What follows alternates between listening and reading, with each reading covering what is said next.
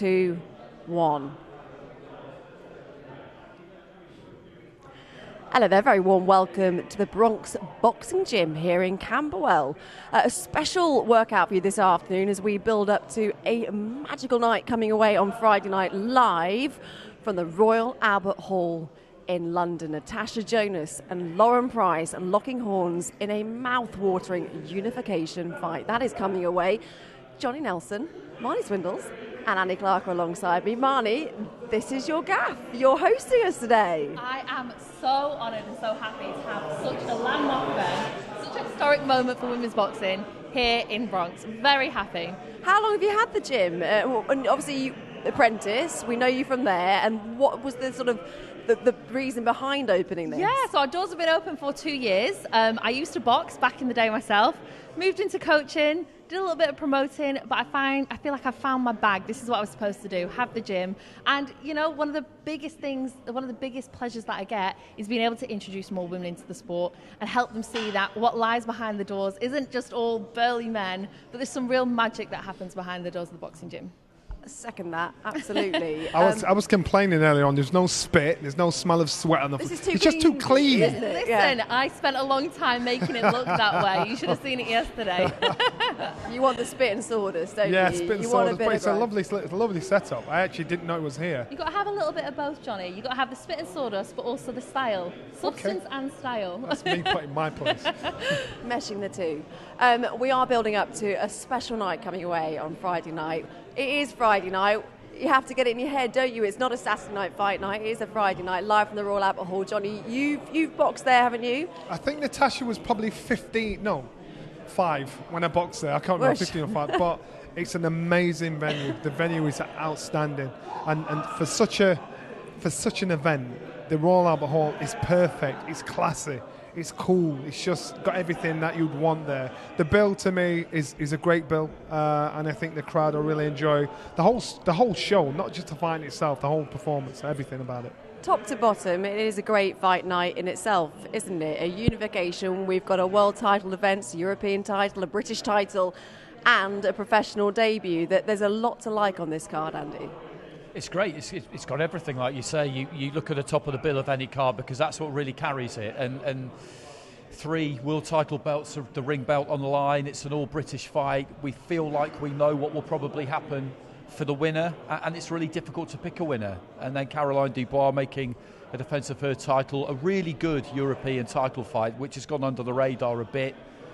A British title fight, and again another really good matchup with Artingstall and Chapman. And I'm looking forward to seeing Cindy Ngamba because she was very good at the Olympics. She was unlucky. It's a professional debut for her. Yeah, on pro Friday. debut for her. I thought she won her semi-final. Should have been boxing for gold, but it didn't happen. And I've just been waiting for her to turn pro because she's so suited to it. You know, it's crazy.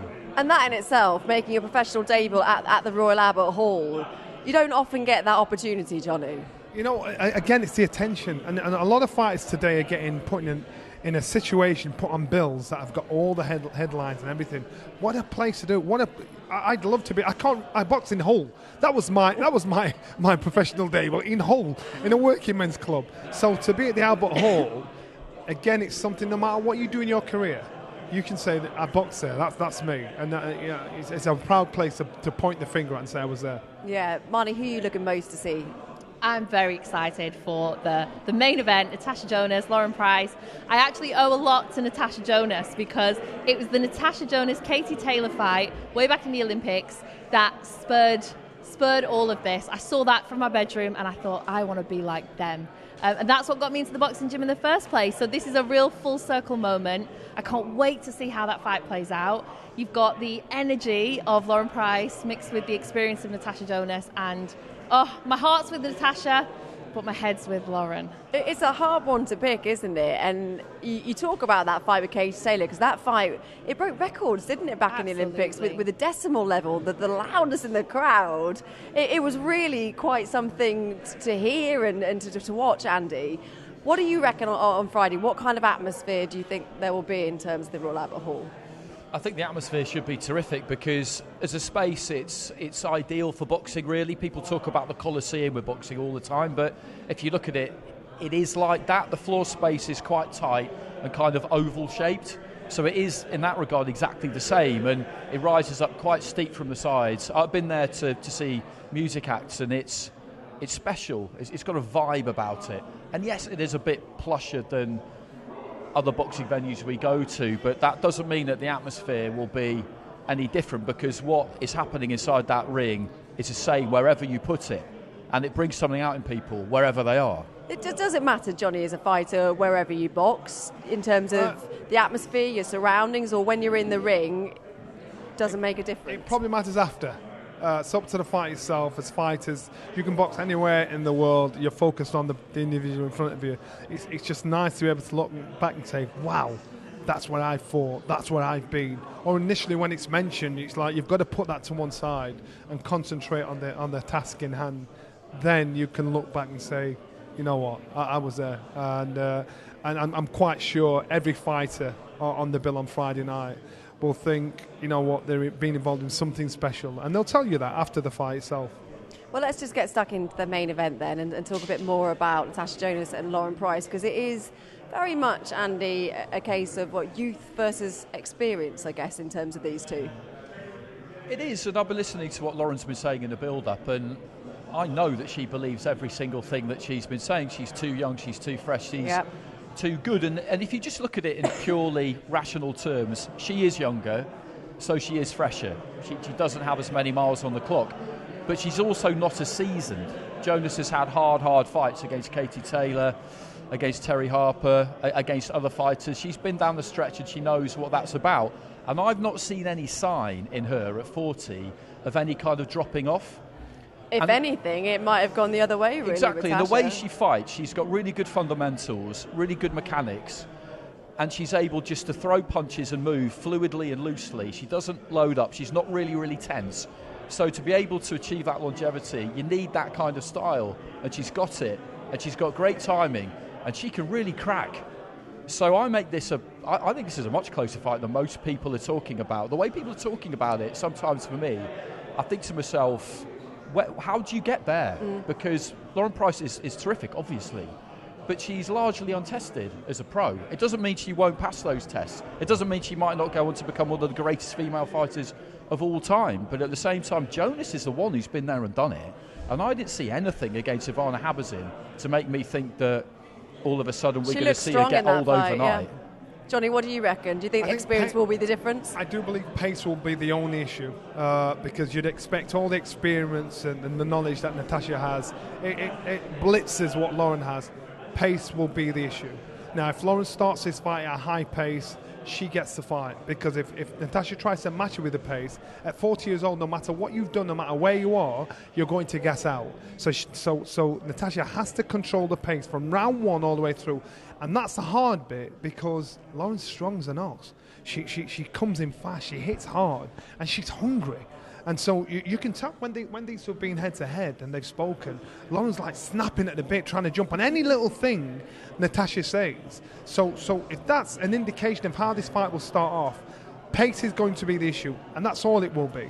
It's hard.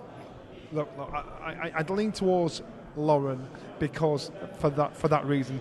But it's hard to say Natasha loses because when I go to Liverpool, I'm on when everybody feed me. But that's not the point. The point is Natasha has all the skill in the world.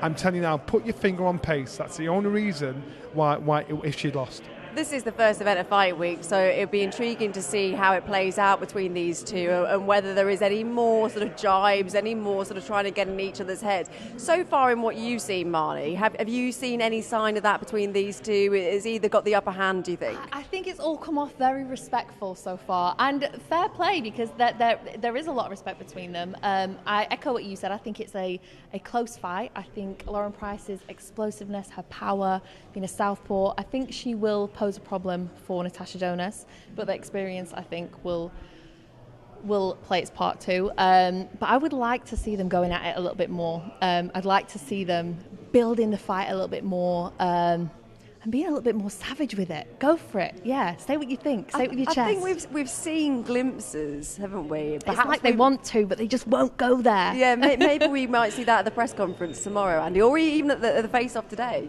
I think we might. And I agree. That's what I generally want to see during fight week if it's real. And I think some of the things that Tasha has said to Lauren have got under her skin, because if you watch The Gloves Are Off, she goes into quite a lengthy justification of her amateur career and the fighters she beat off the back of Tasha saying to her in the ring in Liverpool after her last fight, yeah, okay, you won an Olympic gold medal, but after all the good fighters had left, you could see that landed, didn't it? That really landed. I think that might be part of the problem, is they're both coming from an Olympic background, representing GB, having to be careful about what they say. Now they can have free reign, and I'd love to see them really dive into the showmanship of pro boxing and see what they're made of in that sense. If you see Marnie whenever wants they to see tables flipped. I do. I want fire. If you see whenever they clash, or Lauren tries to clash with Natasha just calms her down. She doesn't bite. She has a little smirk on her face to say, you're a kid. But isn't that the experience coming through? That's experience, that's maturity. And so Natasha knows she doesn't want to go there. She'll think, I'll do my talking in the ring. So you'll get the fire from Lauren, because Lauren, that's what Lauren wants. It's fight week now. I saw her in the English Institute of Sport, and she was on it. She just finished sparring, and she was bouncing about like she's ready. She said, I'm ready to fight now. And this was like 4 or 5 weeks ago. So Natasha's going to have a proper jack in the box to deal with this fight week, and Lauren will jump on anything she says and try and put it in place. We've seen little lines where Natasha's made a mistake and mistaken her for another prize she'd boxed previously and things like that. But well, what did you make of them in The Gloves Are Off? I think with The Gloves Are Off, again, that's why I get my assessment from. I think Natasha knows not to. She doesn't want to get involved in a slanging match, whereas Lauren does, and that's the ignorance of the youth. She wants to get involved. Lauren wants to get in there because she needs an excuse. Because these two actually, they don't dislike each other, but some fighters need to dislike you to put on their best performance. And I think Lauren's trying to get herself in that gear to say, right, I've got you. You said this, you said that. There's no bad blood there, but at this point now, they don't like each other. Just until the fight's over. For Tasha, she's sort of been fairly outspoken in terms of activity. I think she would have liked to have fought a bit more than she has in the last sort of 12 months. And I guess we have to talk about the age thing with Tasha. How much pressure, though, is on her for this fight in terms of to perform, to get the win? Because she won't want to sort of go out on a negative, as it were. No, absolutely not. And I think that's one of the things that she'll be using, because I think she feels like, not like she's been corralled into this fight, because she would want this fight. It's a really good fight, but I think she looks at the narrative around it and feels like some people think this is a very kind of convenient passing of the torch, and that Price is the fighter on the rise, and that you've done well and now you can retire and thanks very much. And she's worked so hard. You don't give it up like that. That's not what she's in it for. And I think she looks at those kinds of aspects and puts herself under a lot of pressure, because if she wins this fight, then what we expect to happen is that the winner will fight the winner of Michaela Mayer and Sandy Ryan, who boxed at the end of March for undisputed. Now, that is a fight you could go out on, win or lose, maybe. But she cannot overlook this. No. And look that far in the distance. No, she won't be, but she will make herself the favourite in this fight. And look, if Lauren Price blitzes Natasha Jonas and takes her out in amazing fashion, then okay. I mean, wow. That would be an astonishing performance. And if it happened, I wouldn't want to hear anyone saying anything about, well, Jonas is this old and all the rest of it. Either you want to see a great fight or a great performance. And if Price could do that, it would be a sensational performance. I don't think that's what will happen. Knowing Tasha, you also get the sense that kind of information of it being sort of billed as the passing of the torch and people talking about that will only fuel her fire. That will only sort of light that and fire in her belly and go further. Yeah, the thing is, I think Lauren Price, as you said, she's on the up. She's got points to prove. That's probably why she's a bit more snappy in interviews and when these two meet. Whereas Natasha Jonas, she already has everybody's respect. She's already very well established. And as you said, I think win or lose, she's going to go out on a high. Whether she moves on or not. But I think she has done so much for the sport, and we really have to pay homage to that, however this fight plays out. You've got to remember, initially, my indication was Joe Gallagher didn't want this fight. And so when your trainer's saying, and Joe, even though he might be loud, he'll get in your face, he struggles to lie. He'll big up a fighter, but he struggles to really nail his flag to something that he doesn't believe will happen. And so his initial reaction to me said, he don't want this fight because he knows it's a tough fight. And there may be other options out there for her, but this is a tough, dangerous fight. So I believe if Natasha loses, I think she walks away. Depends on the fashion of the loss. If it's close, maybe they do it again, but I'd expect her to walk away. For Lauren, I think she's expecting to win because she thinks it's her time now. She's done it. Trainers are familiar with each other. They know the background of each other. They know sparring stories and everything like that. So I do believe that Lauren believes it's impossible for her to lose. There was a bit, wasn't there? I think you said, was it TalkSport when Tasha and Lauren were having a bit of back and forth, and Tasha thought that she had fought Lauren in the amateurs, and it actually turns out it was Becky Price, not Lauren Price. Oh no! I know, yeah, but, I know. But and that's what I'm saying. I think when it's all part of the back and forth. Though, so when isn't Natasha's tried to go historically about the two of them, I don't think they've actually met at all in the ring. They've actually sparred at all. But for some reason, Natasha in her head thinks we've crossed paths, we've been in the gym. Because 2 or 3 times, Lauren said, no, we've never sparred. I've never been in the gym with you. I was probably 12, 13, whatever age she was at the time. We've never crossed paths. So it's hard to recollect those things. I can't remember half the people I sparred with, but I think Natasha's just filling the space saying, look, I've got your number, don't worry about it. And if you were Lauren, what would game plan be going into this? You just got to concentrate on yourself. You just got to run your own race. So I think the way she's boxed the last few times we've seen her, she's slowed her feet down. She's done everything right. What she doesn't want to be is too gung-ho and too tense and too hyper. She has to treat the situation for what it is and not expect anything. You just go in there, the bell rings, and then whatever happens after that is whatever happens, and you have to adapt to it. I can see it going wrong for her if she puts too much pressure on herself to do something absolutely Which with the mega. occasion, the magnitude of it, it could happen. Yeah, what do you reckon, Johnny? I think the most concussive puncher out the two of them is Natasha.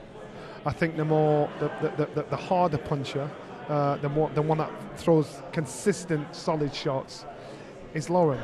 And I think that alone will lean in Lauren's favour. And I'll keep saying it again, Natasha has to control the pace. She's got to box at her pace, not Lauren's pace. And that will make the difference between her winning and losing. All right, okay, well, it is all about the open workouts today, and we're going to get those started, so we'll hand you over to Big Mo for the introductions. Good afternoon. Oh, that's a little louder than I expected. Good afternoon, everybody, and welcome to our viewers joining us on Sky Sports, and welcome to Bronx Boxing Club here in London, today's home for the media workouts as we head towards a historic night on Friday evening from the Royal Albert Hall for another all-women's card promoted by Ben Shalom and Boxer and brought to you on Sky Sports, headlined by the world title unifications between Natasha Jonas and Lauren Price. But before we get to that night, today is the media workouts, and I'm honored to introduce first to the ring for her super welterweight contest on Friday evening from Pensnet, West Midlands, England. Please welcome the current reigning European champion, Kirsty Bavington.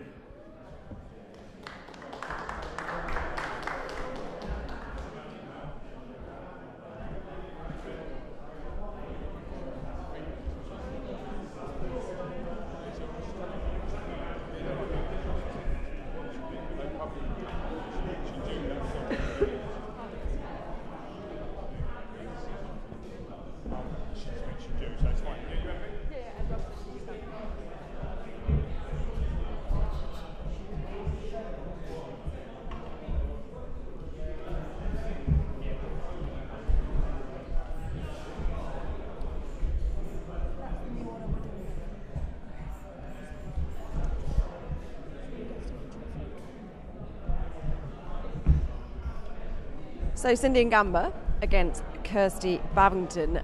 We've spoken often about Cindy Ngamba and what an opportunity it is for her making a professional debut at the Royal Albert Hall. But this is a good fight. This is a very good professional debut fight for her. It is. It's a very strong opponent to take for a pro debut. Bavington, introduced there by Big Mo, as European champion. I know she's boxed at a really good level. We saw her against Lauren Price. She's two-time European champion. Yeah, exactly. We saw her against Lauren Price for that British title. She couldn't do anything with Price, but she went the distance, and she's a good pro. She trains hard. She still has plenty of ambition, and this for her is, as you say, it's a fantastic platform, a great showcase, and there's no title on the line here.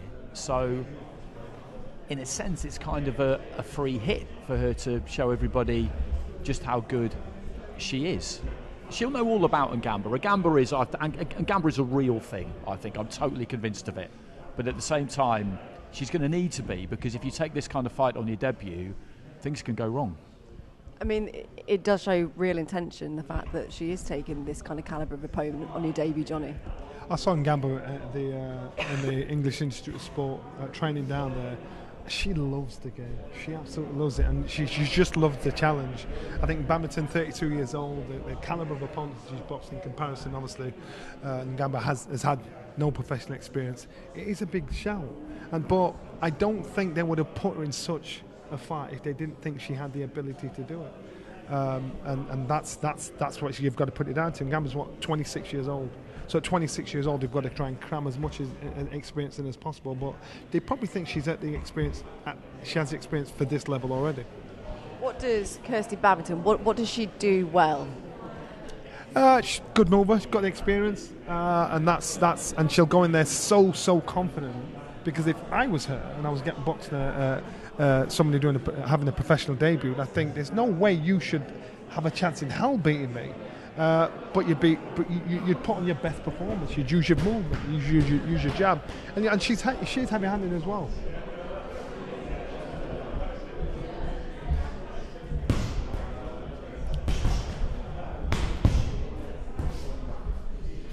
So if you look, even that little spit you're seeing there, hand-foot-eye coordination, she's just letting the shots go, just slipping the shots out. She's just very natural with it. It's not forced. Where sometimes you see fighters on the pads and it's a bit irky-jerky, the timing's out a little bit. There's good rhythm there. So remember, this is Ngamba's first opponent. It's interesting as well because the public workout, the open workout, we don't always see fighters doing anything on the pads, Andy. Sometimes it can just be sort of a going through the motions kind of thing. Totally. Often we see them do virtually nothing. The most recent Riyadh Tyson Fury season cards we've seen, Tyson came in and put some gloves on, I think because he was contractually obliged to put on gloves in the ring for the open workout, and then bounced up and down on his toes a little bit, and that was it. And you can understand it because it's often the last thing that fighters really want at this point. And we're 3 days out, so they all have to do their 3% check weigh-in today.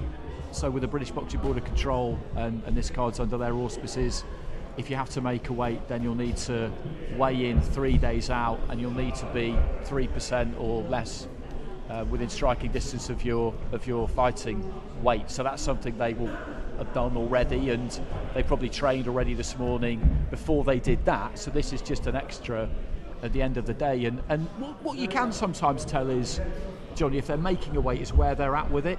Yeah. If they've kind of done it right and they're happy and they think, you know what, there's some cameras here, let's get the pads out and give people a bit of a show. If everything's going according to plan, they're more likely to do something. Yeah, they are. And the other thing is this: it's the more experienced fighters that are the ones that shirk actually that responsibility. It's the women fighters, the new fighters coming on the block. They want to do this. You know, it's fight week. This is the last thing you want to do, but it's about that commitment, that naivety. You think, I want to show off a little bit. I want to have a bit of a workout. So, unfortunately, I suppose and it's it is the ones all part of the game. It's all part of the marketing. The ones at the top, they just become complacent, and unfortunately, that's what spoils them.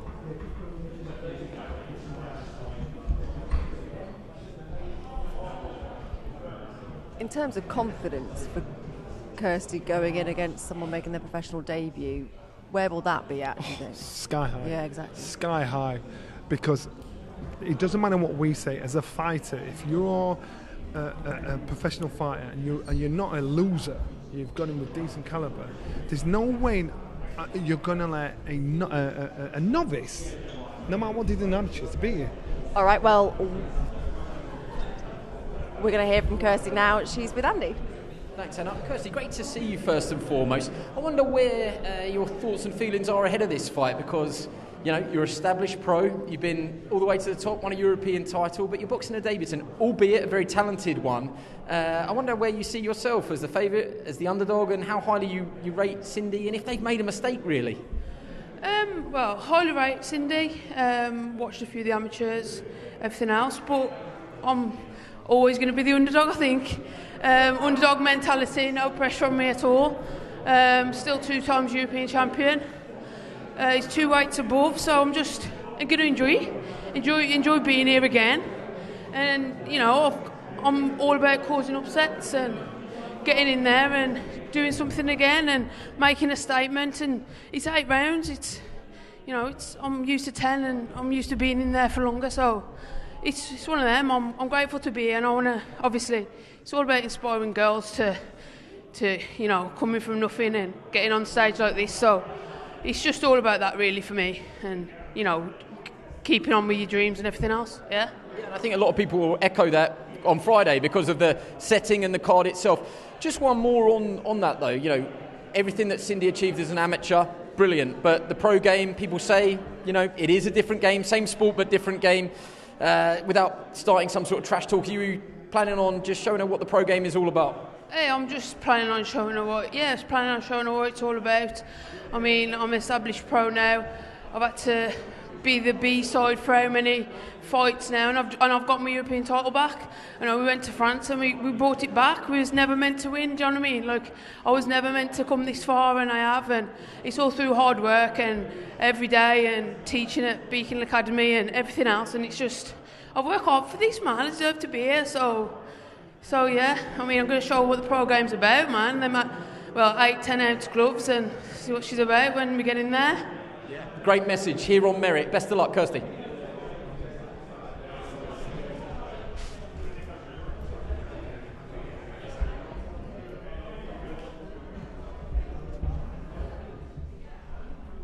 All right, ladies and gentlemen, moving right along for our media workout. She is Kirsty Bavington's opponent. Coming up next, making her professional debut Friday night from Bolton, England. Please welcome the 2024 Olympics bronze medalist, Sydney Ngamba.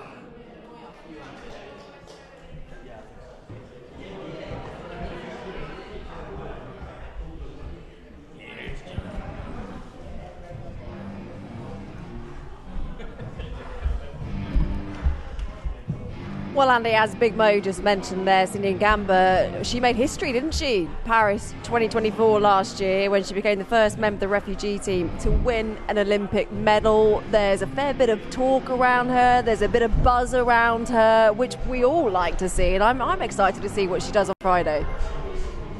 Me too. She's the one I've been waiting for.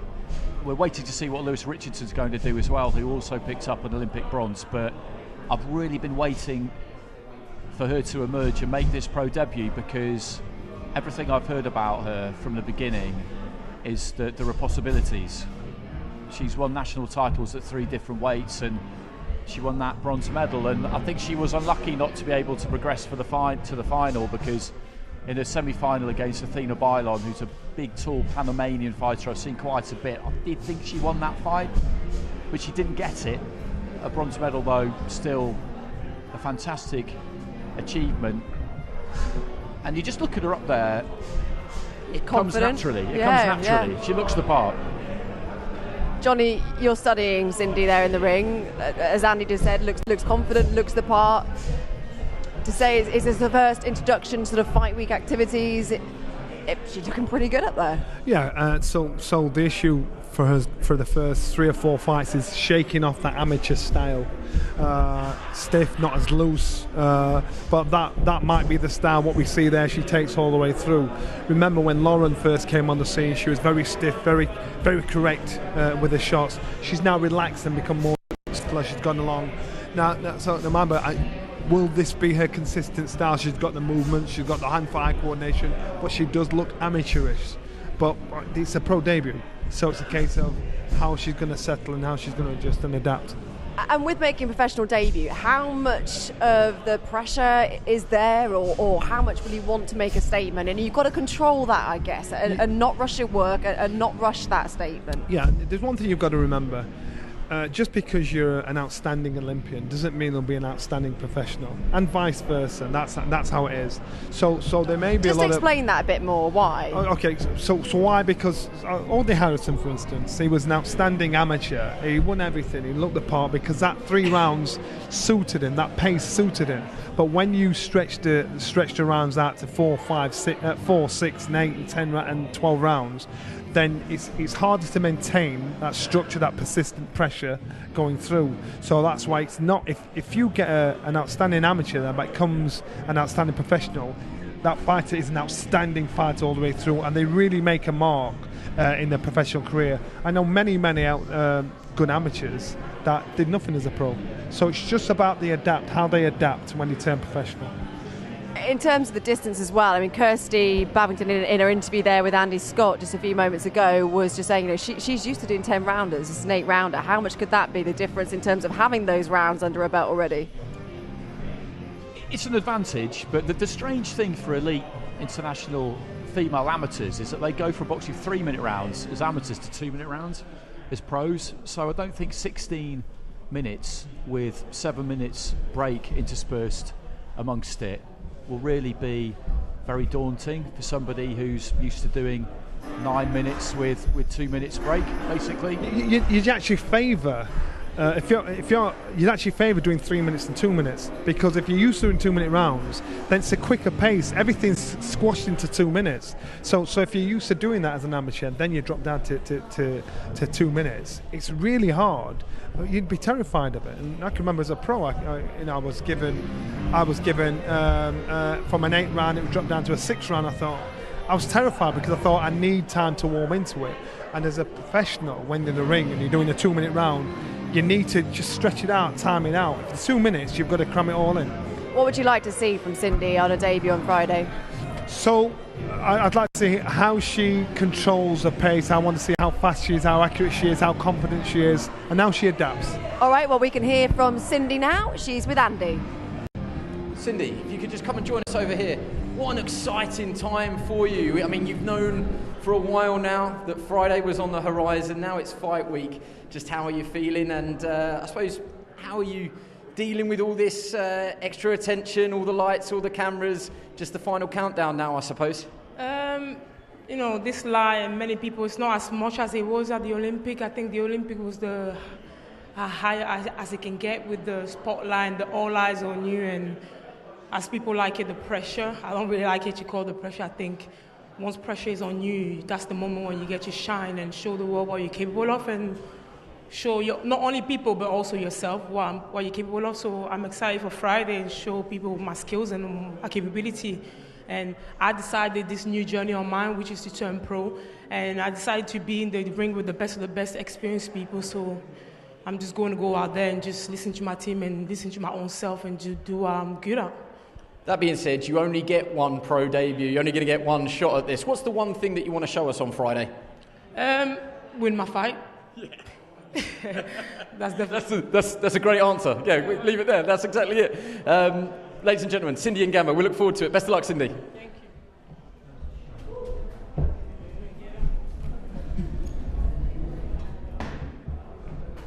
Moving right along, ladies and gentlemen, for the media workout today, our next contest is for the WBA Intercontinental Super Bantamweight Championship. And it's my honor to introduce next for the media workout. She is undefeated as a professional with 5 victories, opposite no defeats, with one of those wins coming by way of knockout. Fighting out of Sevenoaks, Kent, England, please welcome Fran Hennessy.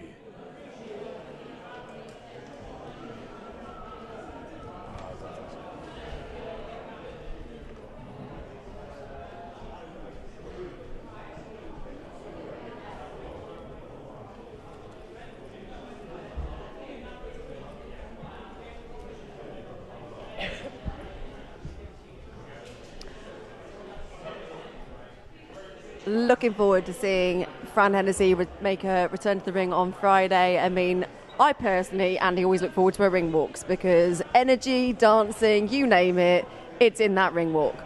She loves fight night, and that's always a great sign because you need people who look like they're enjoying themselves up there. This is a very serious business, boxing. When the bell goes, you have to be completely dialed in, and I like to see a fighter enjoy the trappings of it. It doesn't mean that you're not zoned in. It doesn't mean that you're not focused. It just means that this is what you live for, that this is what all the training is for, and it helps sell you as an overall package, which again in a sport like this is really, really important. And it's not like she can't fight. What you worry about is when somebody has that side of it, but you can tell they're being brought on nice and gently, and you wonder whether they can really actually do the back business. it up, yeah, but she can fight, and she's getting better every time we see her, I think. And she's in a really good gym, Bradley Skeet, training her there down at the iBox. She shares that gym when she's in camp with Sky Nicholson, for example, as well as a lot of other good fighters. So, and with her dad too, obviously Mick knows the game inside out. There's some serious backing there, and whenever we've seen her, you couldn't really say that she's put a foot wrong, to be honest. Well, about 18 months now, isn't it, into a pro career, Johnny? What have you made of Fran's career so far in the professional ranks? I think the last fight against Anna Dubois, I thought it was a really classy, smart fight. It wasn't easy for her. It was dangerous, but she was on the motorway dodging traffic and just popping the shots in. She showed maturity, grasping all the experience she's been through. She's growing as she goes through it, and she's actually enjoying the position she's in. She's enjoying the attention. She's enjoying fighting. She's having fun with it, and this is great to see a fighter in that position, because that's when they produce cameos of brilliance. And I'm quite sure we're nowhere near the full potential of her. But I like the journey. I like the energy she brings to the fight game. What did you make of a performance against Moraes? I mean, handling her first professional defeat, that's got to give you confidence, and also it was a solid performance from Fran last time out. It was good. It was good. You know, she was in with somebody who came to win, and who came with the expectation of winning. And unbeaten. Yeah. Unbeaten. Because, you know, that's what she was used to, and that's what she needed. And I think she's been moved pretty well, to be honest. She is still very, very young, so there is no rush. But that was a good choice of opponent for her. And I know that she was really keen to box on this card, because it is, as you said at the top, we're concentrating, or a lot of people are concentrating on the fact that it's an all-female card, but it's just a really good card. I totally agree. Stage, with a lot of eyeballs on it, and that's the real reward that's involved with it. The makeup of it just isn't really that relevant, to be honest. She's almost smiling even doing this. Yeah, absolutely. She enjoys her job, and that's what it is, because she's a professional fighter. At 20 years old, like Andy just said, Johnny, she is still young, but when you've been around basically the fight game pretty much your whole life, you've got your dad that's a promoter, your brother's in boxing as well, that gives you a head start than the most would normally. It does, because you see all sides of boxing. Exactly. You see the winners, you see the losers, you see the highs, you see the lows. You know what to expect when you're going there. Brendan had always wanted us to be in a position where we were in front of a camera, even when it wasn't about us, so we were used to that kind of spotlight and atmosphere. So Francesca's been in that environment all her life, and so therefore this, you know, that's what the advantage that she has over most fighters, because she's used to it. She's used to the pressure. The pressure actually doesn't mean that much to her. This is why she's really enjoying it. She's enjoying it because she's seen it all, even when nobody knew who she was. And also it'd be a new experience for fighting the Royal Albert Hall at a different kind of occasion, a different kind of card as well. Yeah, without a doubt. You see her dad stood ringside, and I thought, what hat do you put on as a dad or as a promoter and a manager? And I think he's very good at putting it into compartment, but it must be so hard. But he said, look, if I didn't let her, she was going to do it anyway, which is kind of a, you know, if it's going to happen, it's going to happen on my watch, which is a kind of a good thing. And her brother's happy to take the back seat as well. Her brother boxes, but he's happy to. You see how they support each other really, really well when it comes to fighting, and he sees her getting up there and developing and getting really good. What are you looking to see from her on Saturday? What do you think we will see from Fran? I think we just need to see her build on the last performance. What you want to see somebody do always is just look to, if they can, just set those his feet a bit more, slow everything down, and look to really punch through the target and do some damage, because that's what pro boxing is ultimately. You have to be able to do that. At some point you'll get your own chin checked and you have to be able to take it, but you must be able to dish it out. It's as simple as that, because it's not a tickling contest, as Ricky Hatton used to say, and he's here today. Always great to see him, and we see the footwork, and she enjoys that, and you need that kind of balance. But what it's about is setting those feet, stopping those feet for that split second, and punching hard. Because if you want to win things, you need to be able to hurt people. I just love the fact that she's basically a ball of energy, isn't she? She's 20 years old, yeah. And the thing is, she's just loving the position she's in. It's not hard work. It's not a chore. And this is when you see the naivety of the young guns coming through, enjoying it, and you wish they could take that to a higher level when they get to the mid to late 20s. This energy is what gives them success. Still waiting on an opponent for Fran on Friday night. I mean, that is all part of the game, isn't it, Andy? Not knowing your opponent at the last minute, or as we saw in Saudi last week, late change of opponent comes in. That is everything that you need to deal with in the pro ranks in the fight game. Yeah, it is. It very much is. And what's been really interesting about the last few times we've been to Saudi Arabia is that we went for Better Biev Bivol, then Usyk Fury, and then Better Biev Bivol again. And when you talk to fighters like those four, you get used to what they'll tell you, which is that they don't make predictions. It's not about the opponent. The bell goes, and then whatever happens is what happens, and you have to adapt to it. You can never assume anything. You can never have any preconceived idea about what will happen. And that's just a great attitude to have for any fighter you have, because that's how they think about it. So that's how everybody should think about it. The bell goes, and you deal with what's in front of you. Don't have an expectation of you'll stop them in this many rounds, or don't have any expectation of anything. Just deal with it as it comes. As a fighter, though, how hard is it at last minute, not knowing who you're going to fight? It's very hard. The higher level, the higher up in level you go, it's very hard, because you don't know what to expect, and you can get someone that's coming there with a mad lot of ambition, and you don't know if they're going to box southpaw or orthodox, offensively or defensively. All right, let's see what Fran's got to say. She's with Andy. Fran, let me grab all smiles. Let me grab a quick word with you. Career best performance, I think, last time out. Presumably the plan is to build on that. 100%. I mean, like, people think that I was the best of me, you know. I've got so much more to show still, and I'm really excited to be on the card, and I'm going to light up the Royal Albert Hall. I mean, Pads are great. He's a good pad man, but he's a good coach.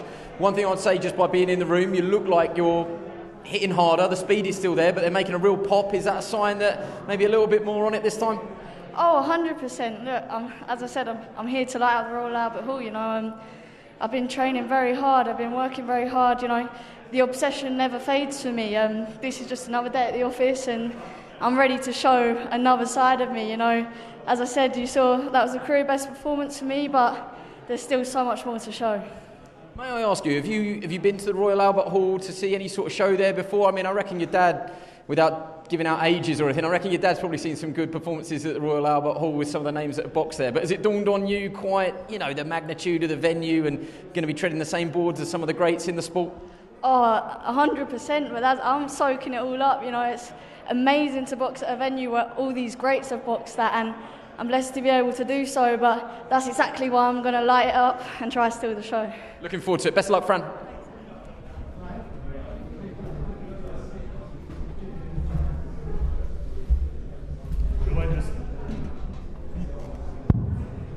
We'd like to take this moment to thank our sponsors for the media workouts today: Betfred, Riyadh Season, That Prize Guy, Hell Energy, Car Finance 24/7, Village Hotels, IFX Payments, and Champion.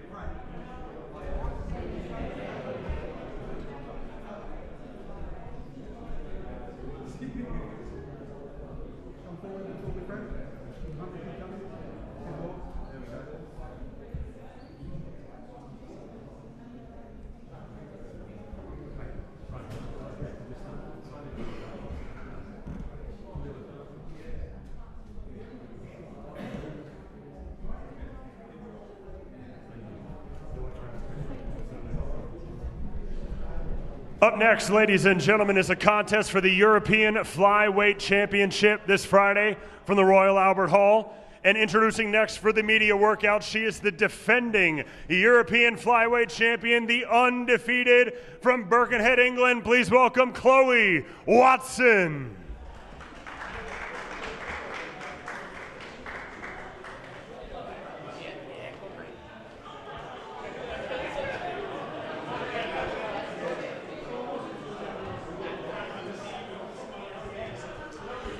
Chloe Watson then getting in the ring. Real opportunity for her coming on Friday night, and we can see the face getting in the ring. We know that face very well. Ricky Hatton, her trainer. Chloe, a bit of a protege, Ricky Hatton's protege. What do you make of Chloe, Andy? I like her. She's a good fighter. She's good to watch. I met her when she first turned pro. There was a press conference over at Wasserman HQ. She was young, I think 21 at the time, and you could see that she was level-headed, but she was really excited about what lay ahead. You could tell that she really, really loved the sport, that she did well as an amateur, but as a pro, I feel like stylistically it suits her a bit better. She's been with Ricky from the start, and he wouldn't still be there if he didn't also believe in her. And the European title fight she had was a really good fight against Justine Lallemont, which she won in just her 7th professional fight. I mean, that's something as well. Yeah, and she's a good fighter, Lallemont, too. Tall, rangy fighter, quite good at keeping it on the outside, but caught her with some good uppercuts and hooks as Watson tried to work her way onto the inside, which is what she'll generally have to do, which is what Ricky Hatton was amazingly good at. So he's the right man to try and tutor you in how to do that. It was a close fight. At the end of the fight, I don't think anyone was totally sure which way it was going to go. She got it. I think it probably could have gone either way. She got it, and it's great experience, great seasoning for her to have done that 10 rounds. And her opponent, Yasmina Zapatochna, physically isn't quite as tall as Lallemont. She's not quite the same, but she's quite rangy, quite loose. And there are similarities, so I think that fight will stand her in good stead. But I really, really like this fight because I've heard lots about Zapatochna, who I'm not sure is coming today, but I've heard a lot about her. She's highly rated. And unbeaten. And unbeaten, and a lot of people around her really fancy her chances, so I think this could be a really good fight. What do you reckon, Johnny? Could we see this one catching fire? It could do, and Ricky Hatton doesn't waste his time with anybody. It's going to be a time waster. First defence of the European title, went to the same school as Natasha, obviously not at the same time, but she'll think it's her destiny. She's making that commitment to travel from Liverpool to Manchester and train with Ricky. So when you show a fighter making that kind of commitment to say this shows how much you want it, what she's 25 years old. Yeah. You know, so nice movement. Ricky knows what he's doing. Actually, Chloe Watson, we heard Marnie at the top of the show saying how Tasha inspired her, that the fight between Tasha and Katie Taylor.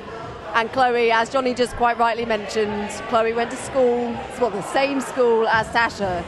And it was Natasha that inspired her to get to where she is today. And we take it a bit for granted. We work with Tasha, but she really is an inspiration and a trailblazer. Yeah, she absolutely is. And in sport, what's so powerful about it, I always find, and I've always thought this, is that there are so many different things you could try.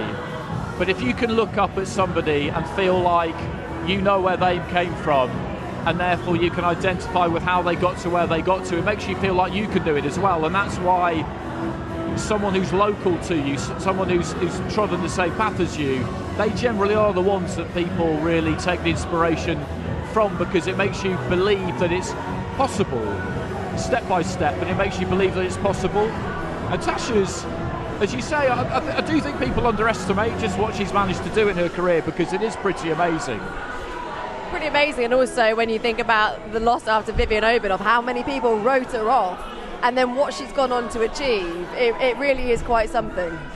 It is. I watched the sit down you did with her, and I mean, I was there that day as well, and she's in her mid-30s. Honestly, we ran out of time. We could have sat talking for at least 2 hours. We didn't even sort of scratch the surface in some of the other stuff that we want to talk about, the stuff that Tasha's achieved inside and outside the ring. No, you could do a series with her. Exactly, You absolutely could, and there's all sorts of possibilities for her when she does finally hang them up. But that day against Obanoff, I didn't think she'd come back from that, because that's a really hard thing to come back from, because when you turn pro quite late, what you don't really have time for are setbacks. You've probably got a bit more time for them in female pro boxing because the depth isn't quite there, and so to get back up towards the top might not take as long, but at the same time I think it would have been difficult to get past it. But she did it. She did it. She took that fight against Terry Harper and she got past it. And Watson's at the start. She's not faced too much adversity yet, but she will. And what you can learn, I think, from people more than anything else is not really how they handle their wins. She looks She sharp. does. It's not really how you handle the wins, it's how you handle the adversity. And again with Hatton as well, you know, what an unbelievable fighter he was. It's not like everything went his way. That doesn't happen for anybody. Having that knowledge as well, the fountain of knowledge to draw from, because like you say, Ricky Hatton, he has been there, done that, got the t-shirt and then some. Yeah, absolutely. I think he's really good in the corner as well. I'm sure he's a good trainer in the gym, but I think he's really good in the corner. And listening to him in that fight against Lallemond, he was giving her the right advice all the way through, and towards the end he knew it was close, but he managed to get that across to her in such a way that she didn't panic. He didn't say, listen, you absolutely have to go win these last 2 rounds. He was just telling her, listen, you know, we need to do this, we need to do that. Technical advice, stuff she'll hear in the gym every day, but with just a little bit of a G-up, a little bit of urgency, but certainly no panic. And that ability to communicate on the night is so important and actually quite hard. We saw an absolute master at work in Riyadh in Buddy McGirt in that fight between Callum Smith and Joshua Buatsi, and heard some other good corner work that night too. Heard some other pretty poor corner work that night, and it's really important in a tight fight. That's where someone like him, who's been there and done it and knows how you're feeling, that's what makes where the difference. The fact that you have done it can make a difference. Exactly. For Chloe, with Tasha being such a sort of inspiration for her, she'll be looking at her topping the bill, all that she's achieved, and no doubt she will want a taste of that. And like she is at the start of her career, she's not there yet, but something that she could achieve. But in terms of Saturday, wanting to put on a show, wanting to Friday. I've done it. And I'm the first one to do it. I even spoke about it at the top of the show about Saturday. It is Friday. It does throw us though, doesn't it? It does. We are normally working on a Saturday.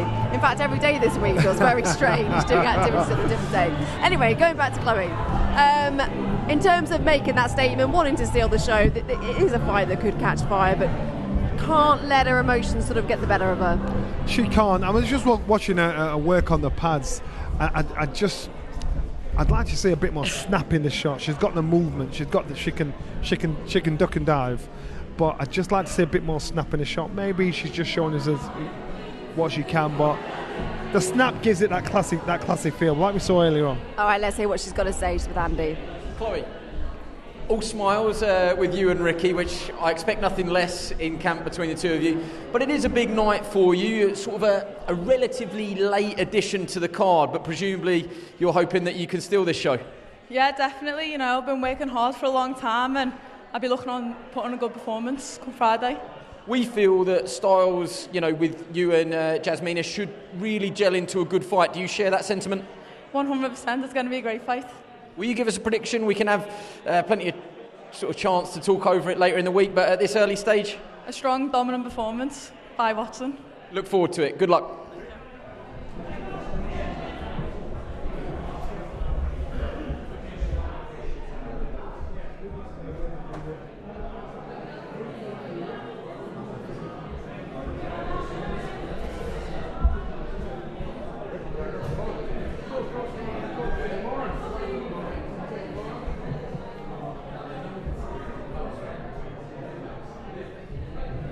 Up next, ladies and gentlemen, making her way to the media workout ring here at Bronx Boxing Club in London. This next contest is for the vacant British Featherweight Championship. Introducing first, she holds a near-perfect professional record of 9 victories opposite just 1 defeat, with 2 of those wins coming by way of knockout. Fighting out of Buckinghamshire, England, please welcome the current reigning WBC International Featherweight Champion, the Omen Raven Chapman.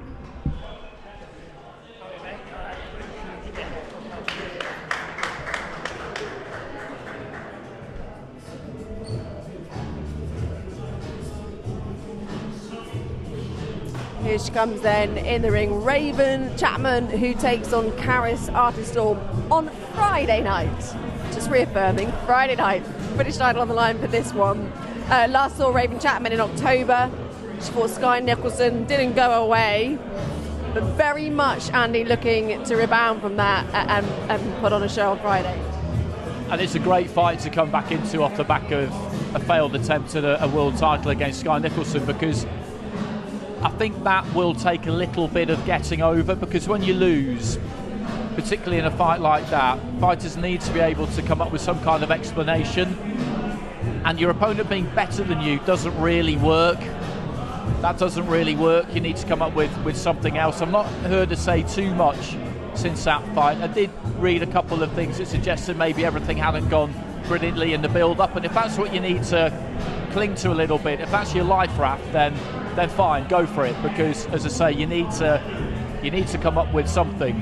Sky Nicholson was really, really good in Riyadh. She is really, really good. Raven Chapman was confident she'd be able to track her down, take the space, and really come into it maybe in the second half, and she just wasn't able to do it. And on that night, you had to give Nicholson all the credit for that. But this is a great fight to come back into. Great fight, and the first time the British women's featherweight title will be on the line, which is a little piece of history coming away. Yeah, absolutely, and the Board of Control have been very, very selective about the amount of British titles they've allowed to be awarded in female pro boxing. I think this is the fourth one, as opposed to the sanctioning bodies who made world titles available pretty much immediately. They've really looked to preserve the value of that British title, and it's all about depth for them. Is there enough depth in the division to mean that the level of competition is sufficient? That's really what they're looking at. We always thought that they would sanction this one, and it's good that they have decided to do it, because it absolutely... It's worthy of it, yeah, it does, yeah, it deserves it. Johnny, the two have actually met before. They previously sparred in the amateurs, Raven Chapman and Karis Artingstall. Artingstall apparently got the better in that one, but again, that was the amateurs. We often say this, can you read too much into that, or will that be in maybe both of their minds going into it? I personally think this is a fight, bar the top of the bill, that will be potentially fight of the night. I think you've got two fighters that are familiar with each other. Karis has got something to prove, and she has a mission in hand. She's been out of the ring a year as well. Yeah, and the problem is she's been out of the ring, and so therefore Chapman knows what she has to do, put the pressure on her. She's familiar with her, knows what she can get away with, but she knows Artingstall's sharp, she's fast, she's aggressive, she's an offensive fighter, so she's got to use that footwork to make sure she negates that. That's one thing that Raven Chapman has had that Karis Artingstall hasn't had, is activity, and that could make a big difference on Friday.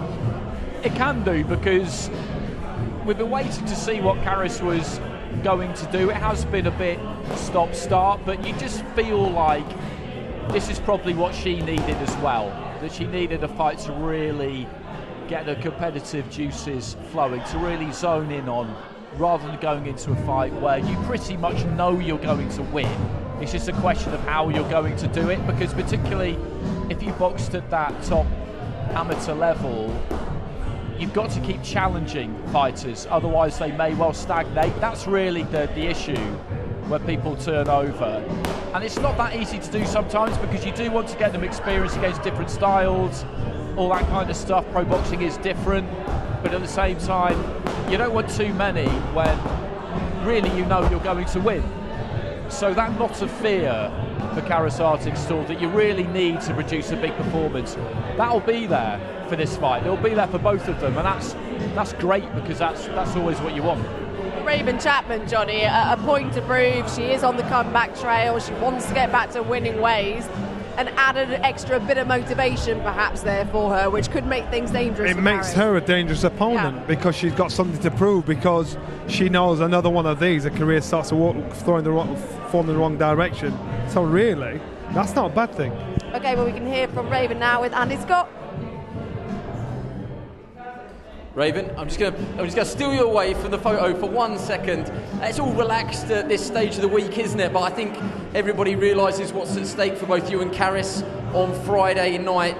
In a number of ways, it's a bit of a crossroads for both of you. You know, winner really does kick on, and losing is unthinkable. But what have you got to do to make sure that you're on the right side of that line? Just got to do what I've been doing in camp. If I do that, I know I'll come away with the victory. I know both of you, your trainer Stuart Scott, you've both looked at that Sky Nicholson defeat and thought about and realised where you went wrong. In a number of ways, is that a little bit of a pressure off now? I think everybody carries around the unbeaten record and the O, and you desperately don't want to lose it.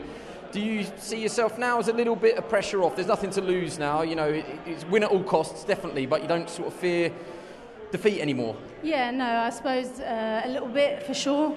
But it is what it is. We're going to go in there. It is still win at all costs. This is what we want. Like you say, winner takes that British title, and that's a belt that I'd like to have. So, yeah, I'm just really looking forward to it, looking to put on a really good show and come away with the win. Yeah, a welcome addition to the fight, because it was a great fight anyway, but to have the Lonsdale belt on the line, it's just added that little extra dimension as well. I think Karis has made no secret of the fact she wants a belt as well. And to lift the British title, it does add a little bit of something special at the Royal Albert Hall. Yeah, definitely. Like I said, it'll be the first British title fought between two featherweight women. So another bit of history there, which is amazing. And yeah, like I say, just one of them real great belts to win. I think any British fighter would, probably argue it's one of the best belts in boxing. So yeah, I really, really can't wait to take that belt home on Friday. Yeah, there's a lot of people nodding along with you there. It's a beautiful belt.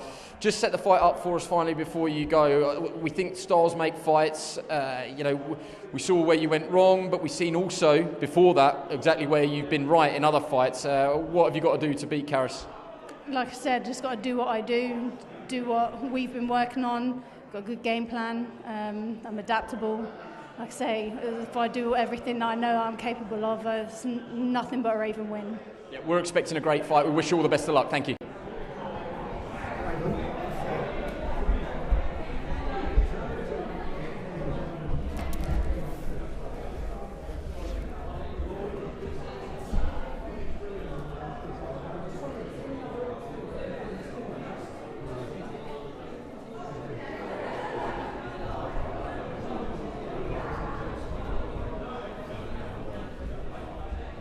Once again, ladies and gentlemen, the fight for the vacant British Featherweight Championship this Friday night from the Royal Albert Hall is your Betfred fight of the night. And now I'd like to introduce Raven's opponent to the ring. She is undefeated as a professional with 6 victories opposite no defeats, and one of those wins coming by way of knockout. Fighting out of Macclesfield, England, please welcome the 2020 Olympics bronze medalist, Chapman and Artingstall.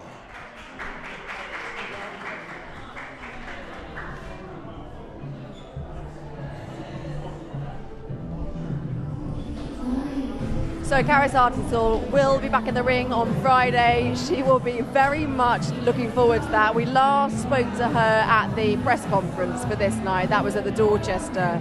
And you could see the frustration that had been there for her not fighting.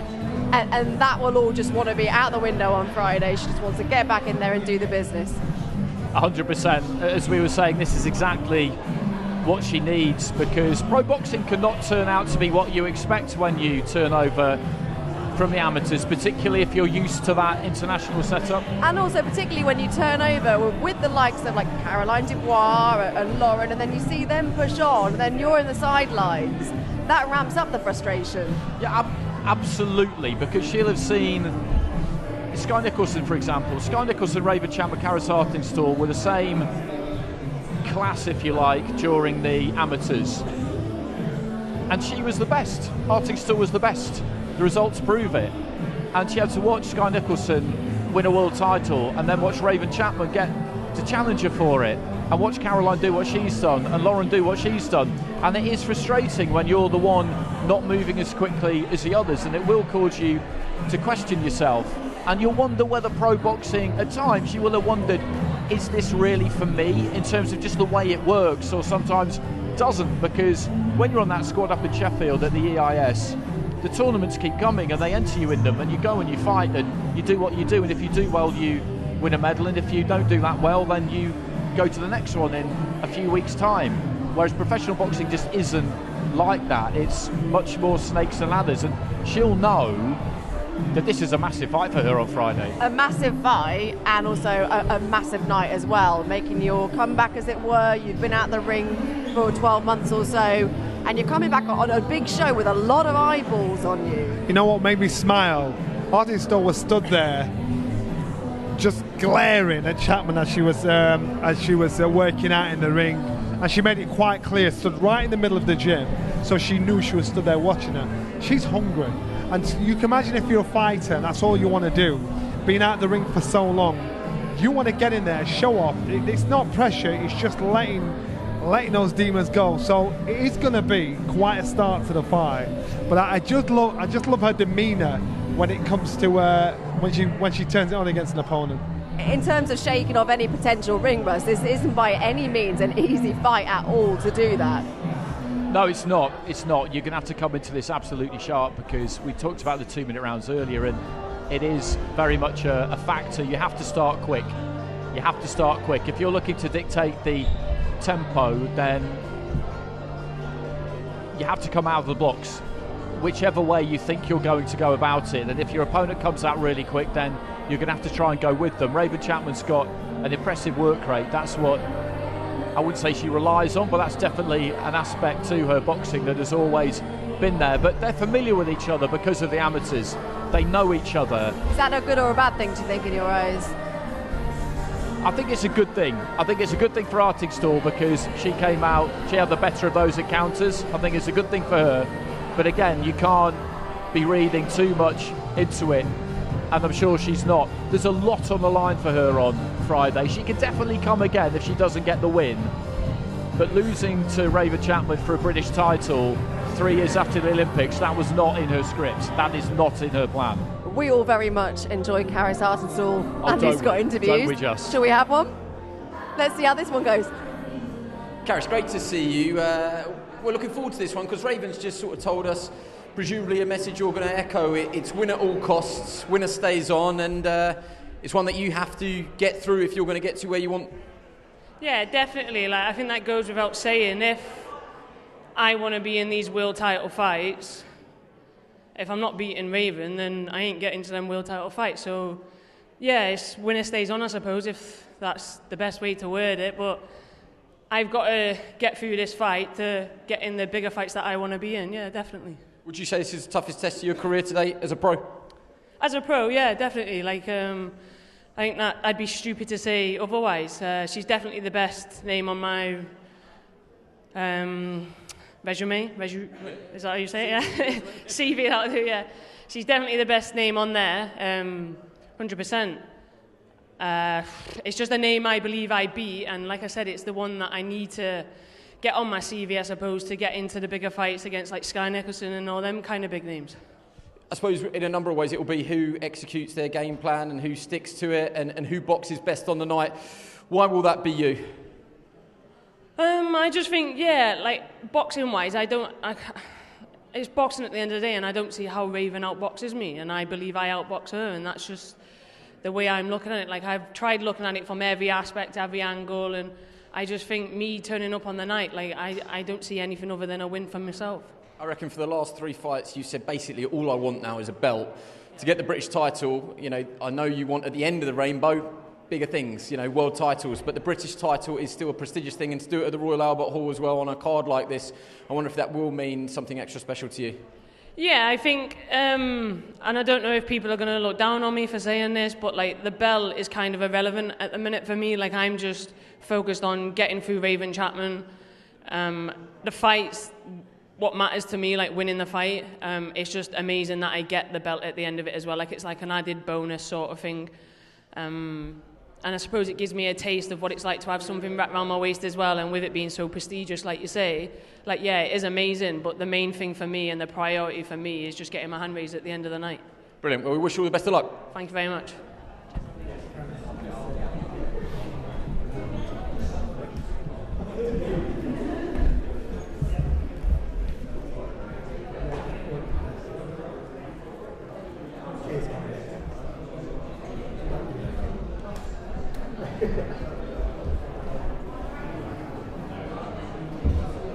now, ladies and gentlemen, we've made our way to our chief support bout taking place this Friday from the Royal Albert Hall on Sky Sports.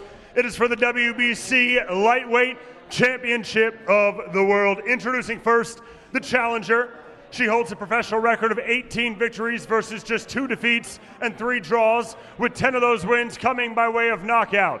Fighting out of Seoul, South Korea, please welcome the former WBC International Super Featherweight Champion, Bavington Shin.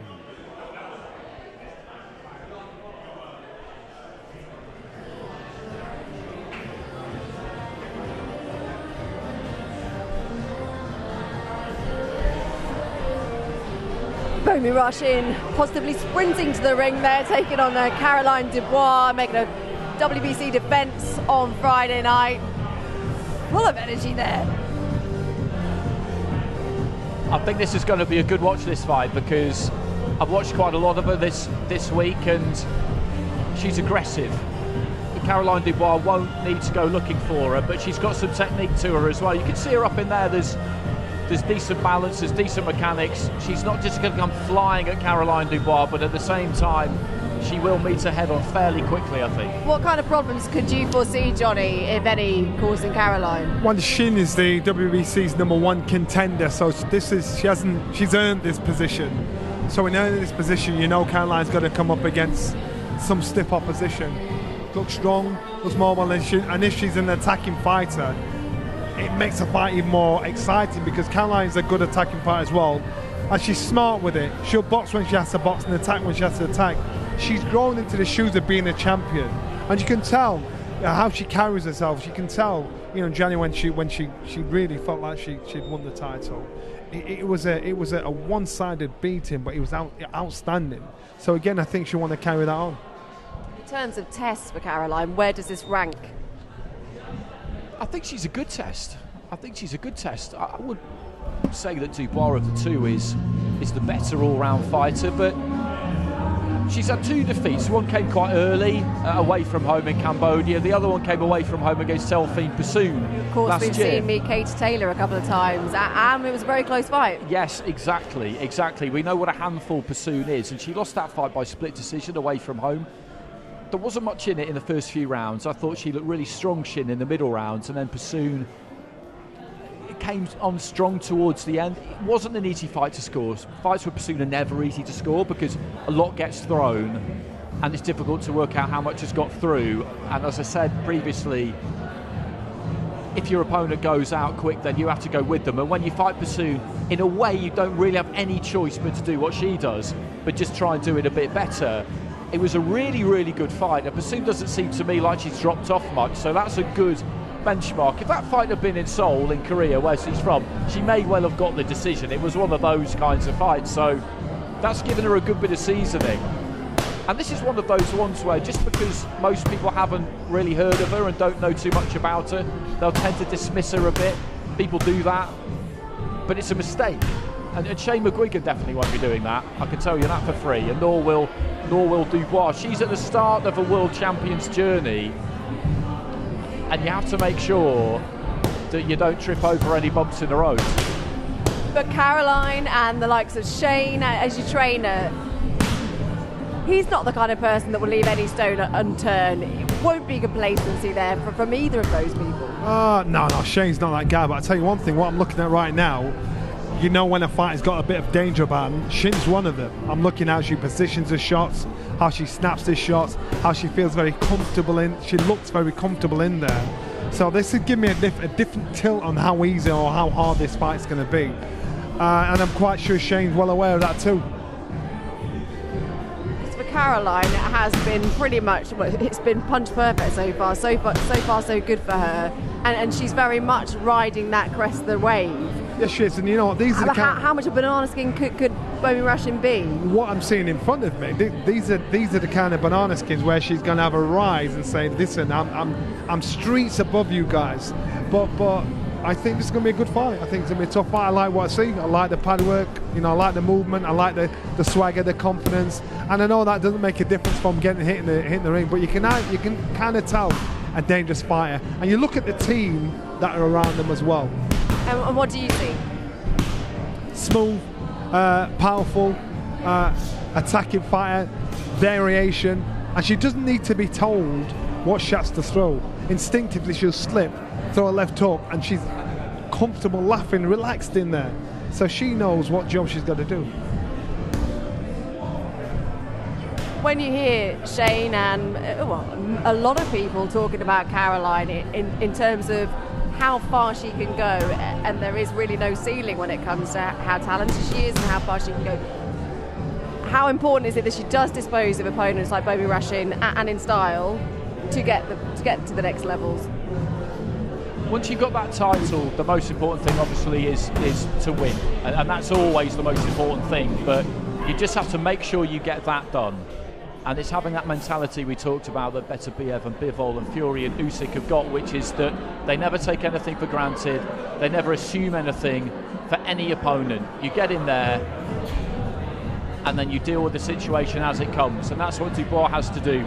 I did think her last opponent, Jessica Kamara, was kind of in the same situation as Shin, in that she had a good resume, she'd hung with some tough fighters, but Caroline, and then Dubois gave her a terrible shellacking. I know it finished in a draw, I know it finished in a technical draw, but she was busted up, and she was going to hang in there, Kamara, for a bit longer, I think, because she's tough, but the corner would have been thinking about it after 2 rounds because she gave her an absolute battering.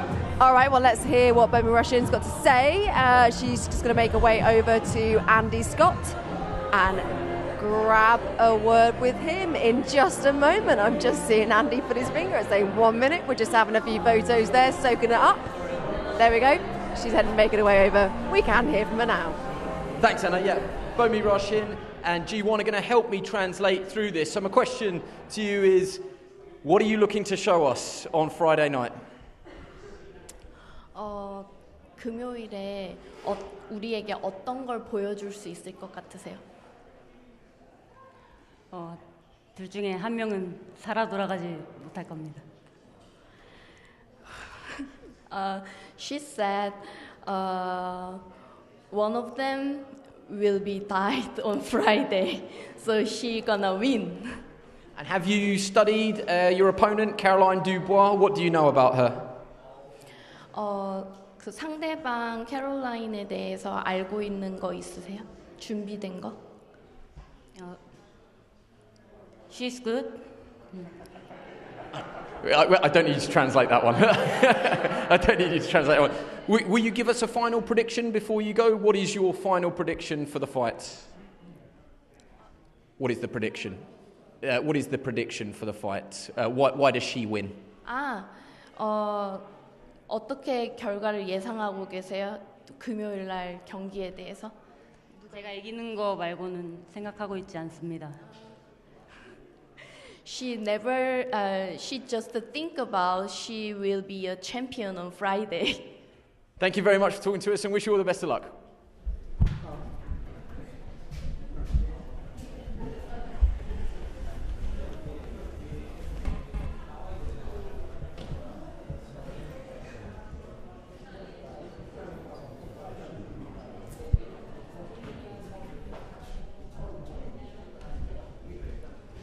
And now, ladies and gentlemen, for the media workout, the other half of the Chiefs support on Friday night live from the Royal Albert Hall, the defending champion. She is undefeated as a professional with 10 victories, opposite no defeats, with 5 of those wins coming by way of knockout. Fighting out of London, England, please welcome the reigning, the defending WBC lightweight champion of the world, Sweet Caroline Dubois.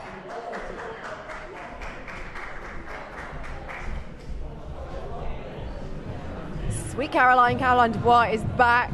She's looking to cause a stir, and no doubt, Johnny, she will be wanting to steal the show on Friday night. But after what we've just seen from Bobby Rushin, I think this is a really interesting fight. Yeah, number 1, Caroline looks in great condition. Number 2, from Shin, if she brings that fight to Caroline, that's what she wants. Every time you see Caroline when she's in with an opponent, again, she's one of those fighters that wants to buy it. Anything you say, do. And she's not going to take a backward step. So Shin, if she takes it to her, then Shane's going to have the problem in calming Caroline down, saying, look, take your time. with this, and that's the problem with Shane. It won't be Caroline. Every time we see Caroline, every fight, she really physically looks stronger. Every fight we see her in. Yeah, 24 years old at this stage in her career. Everything's going in the right direction. She's the right age. She's picking up titles. She's getting the right fights. She's WBC champion. She's fighting the number one contender from the WBC. So it's not a pushover. So these are the kind of fights that make her think, I believe she's the best fighter in the world. There's not many fighters out there that are world champions that think they're the world champion, that think they're the best. I really do believe Caroline thinks she is. Which, from the person that we saw turn over, Johnny's just talking about Caroline's confidence and her self-belief, and the person we saw turn over, how much she's grown, her confidence outside of the ring and inside the ring, it's exponential really over the last couple of years. It is. It's been quite something to see, because what we forget sometimes is that these are really young people, and she was in that GB setup, did everything in the youth, then slipstream straight into the seniors, went to the Olympics, was a really tight decision away from getting a bronze medal or maybe going even further, and then she turned pro and she's on Sky, and it's a big deal and lots of people are watching her, and obviously she's got a really well-known boxing brother, and it's a lot, and all the time you're kind of finding your feet as a person as well as an athlete, and it's been really good to see. I know Shane's played a part in that. He's really helped her with the independent side of it, with encouraging her to just be that, basically, just be more independent, take control of her own destiny a little bit more, have more of a say over all sorts of things. And I know that relationship between the two of them is a really good one. It's the kind of relationship he likes to foster with all of his fighters, basically. Is that kind of relationship and that sort of environment, the feel that he likes in the gym. It's a very sort of family gym, isn't it? The likes of Adam Aziz, Chris Phillips-Smith, they're all in there, and it is like one big family when you go down there. It is, and what he's looking to do, I think, is provide a kind of all-round service in a way. Yes, he's a boxing trainer, and that will always be the most important thing, because the biggest thing always has to stay the biggest thing, but he's also looking to just produce kind of better rounded athletes, I think, and that is always going to tap into what they do away from the ring, how they think about things, their psychology, their mentality, because boxing trainers have to do that. And you look at the strides that Azim has made, and Ellie Scotney has made, and Caroline has made, and you look at what's happened with Chris Phillips-Smith right from the very start in that gym until now, and it's working. You have to say it's working. And you look at her up there, Dubois, and there's a lot of thought goes into boxing and a lot of technique, but it is a physical sport ultimately, and physically she's quite an intimidating sight for an opponent, because strong legs, strong backside, big shoulders, and she can crack. And what was so good against Kamara was that she locked on and found her distance really quickly. She certainly did, and established that very, very early on, didn't she? And put in quite the performance right until it went to the decision, technical draw because of the clash, which we saw a frustration in Caroline afterwards, because that wasn't the way that she wanted the fight to go, and up until that point she was really giving it some. Yeah, she was, and the clash of heads was, it was a genuine clash of heads. It was an accident. It was within the first 4 rounds, so it goes to the cards. And I thought that Kamara's corner, people criticise Kamara's corner, but they did the right thing, because that fight was heading in one direction, and Kamara's brave, but they wouldn't have left her in there too much longer, because she just got to her so quickly and started hitting her really hard, really early, and that was what was going to keep happening. What are we seeing here then, Johnny? She looks easy, she looks smooth. Doesn't she? She looks very relaxed. Yeah. Strong, powerful. Strong, powerful, smooth. That southpaw style is so unassuming. You don't actually realise she's southpaw until you concentrate on it. Look how she's letting the shots go. There's a snap in the shots. There's a good combination between the shots and the combination of the footwork. Everything just seems to be falling in place for her. And each fight you see a slight improvement in some form or shape or whatever. But she's loving it. She's loving what she's doing. In terms of styles, how well these two are going to gel? I think that southpaw style would be a nightmare for Shin. Even though Shin looks on point, she's going to have to put it on Caroline and try and push her back or put on immense pressure, because her southpaw style and the body shots that we see her throw when she fights regularly, you know, they're dangerous. It'll be a good fight. I think again, there's so many you can say fight tonight, but you don't know. It's good, Bill. And what do you reckon in terms of styles? Do you think Caroline's southpaw style could that cause maybe Russian problems? Do you think? Yeah, it's always possible. It's always possible. She's a right-handed southpaw Dubois as well, which always kind of interests me. And we saw her really plant that jab, which is not something we've seen her do maybe enough of in her career up until this point. But what was so good about that last fight was that in previous fights she maybe got a bit over-eager and shut down her own space. She didn't do that against Kamara. And if she finds that range quick like she did last time, then Shin has got a massive problem. I do think Shin will look to try and meet fire with fire. I don't think it's necessarily the best idea, but it will be good to watch. It will be good to watch. Just going to get gloves off. A few smiles there as well. Got some pictures. I think Andy is going to grab a word with her. He's going to jump in and maybe... Oh, no, he's not. Oh, there we go. We're good about it now. Just take a step closer just so we can see you on this camera. Strange last time out because it was the most one-sided technical draw ever, so I don't really think anybody's really paid it too much attention in terms of what happened, but it must have given you huge confidence because that was brutal last time out. To be honest, it didn't necessarily give me confidence. I've always been confident. It was just about getting into the ring and putting on a performance like I did. You know, every time I step into the ring, I feel like I owe it to myself, my coach, and the people who pay their hard-earned money to put on a really good performance and let them know, you know, this is my stage, this is my time, and I'm here to take over. Yeah, is that the message to Bomira Shin? She looks like, watching her previous fights, that she brings aggression, she's on the front foot. Is that what you're expecting from her? We'll see. You know, she thinks she's tough, but we'll find out. I mean, with someone like that, do you welcome that challenge? You know, I think it's one thing saying it and it's one thing doing it, but she certainly thinks she can do it. Yep. I mean, listen, I'm here to take on all challenges.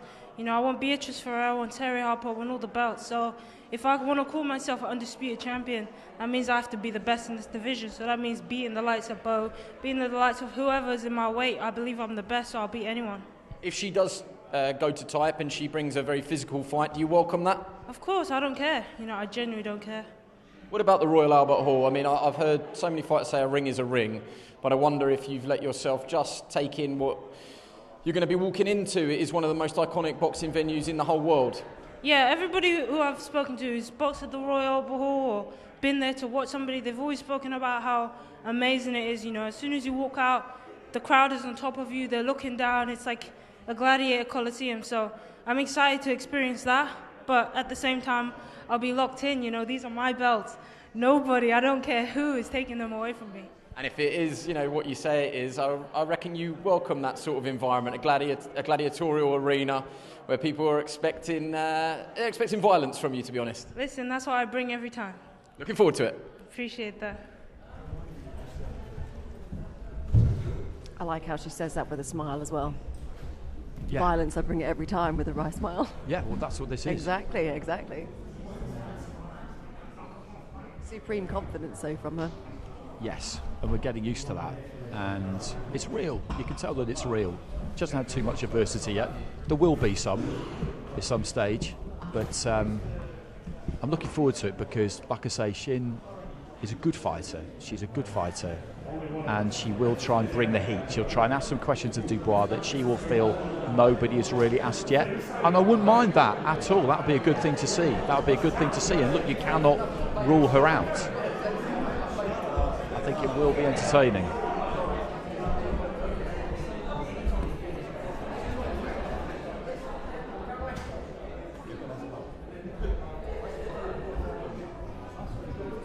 And now, ladies and gentlemen, the main event taking place this Friday live from the Royal Albert Hall in London on Sky Sports Worldwide. 10 2-minute rounds and is for the IBF, WBA, WBC, IBO, and Ring Magazine Unified Welterweight Championship of the World.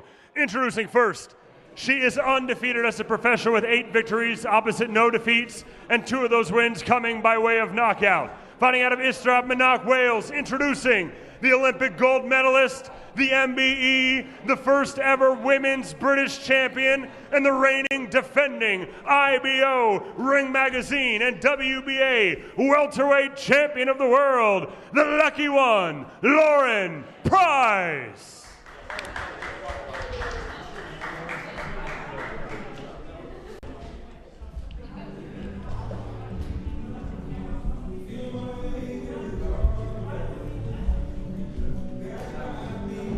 Here we go then, our main event.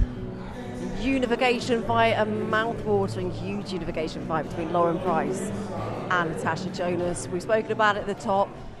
Very much youth versus experience. Lauren Price, 30 years old, Natasha Jonas, 40. 10 years between them.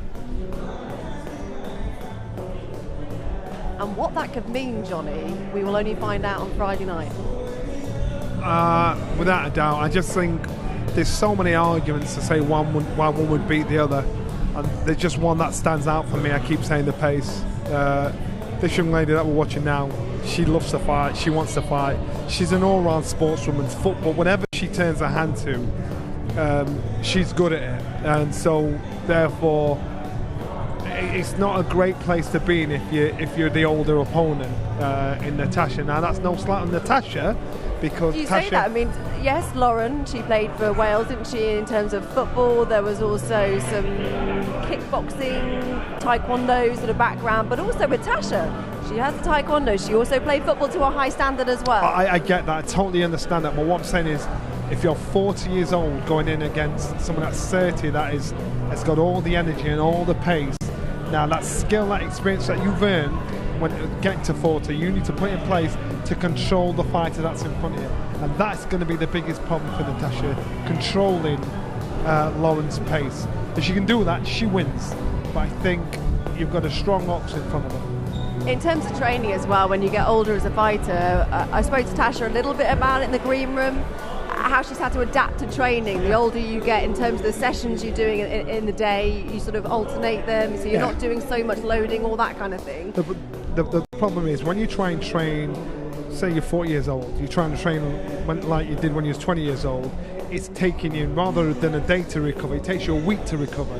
Injuries takes you longer to recover from, so you've got to train smart, you've got to eat smart, you've got to prep smart, but then you assume the responsibilities of life as it goes on as well. So there's a big balance. Whereas for Lauren, all she does is fight. You know, remember, Natasha's a mum. Natasha's got a life away from boxing as well. So all Lauren does is fight, and that's it. That's what her life consists of.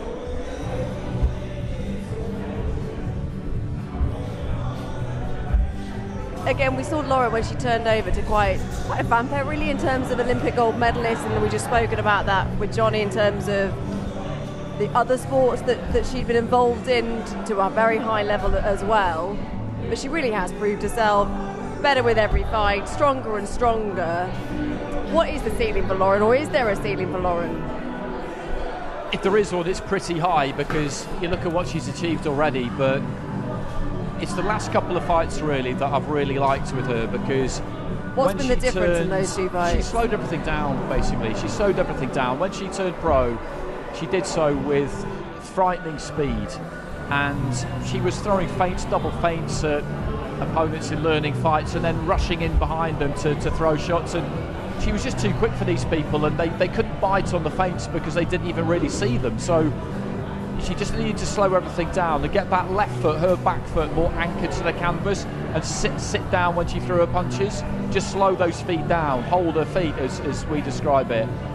Since she started to do that, she's really, really dangerous, because that back foot isn't coming around anymore. She'll give someone a chance to bite on the feint. It's just adjusting that pace and that rhythm. And we saw it against Bexy Mateus, who was completely out of her depth, in fairness, but she just teed her up for that left hand and absolutely walloped her. And that's what you need to do. That's what you need to do. You're always taking a bit of a risk doing it, and that's the mental switch that you need to make, is that in pro boxing you have to punch hard and hurt your opponent if you want to win fights. That's what you need to be able to do. slowing yourself down for that split second to allow yourself to do that leaves you open. You could get hit yourself. And what will be really interesting in this fight is what happens when she gets clipped by Natasha Jonas, because it's going to happen, I think. Which is something that we haven't really seen happen before. Exactly. That's a new experience. Should that happen on Friday for Lauren Price, in terms of pressure and how much she will be feeling at this point, who will be feeling it more at this stage? I've been thinking about this the last couple of days. And I keep changing my mind. Yeah, me too. It's hard because Jonas wants to stay at this level. She wants to finish in style if this is the final fight. I think if she wins, personally, I don't think it would be the final fight. Lauren has been on this trajectory where you feel like certainly defeat is never part of anybody's script. Were she to lose Price, then she can obviously come again. Of course she can, but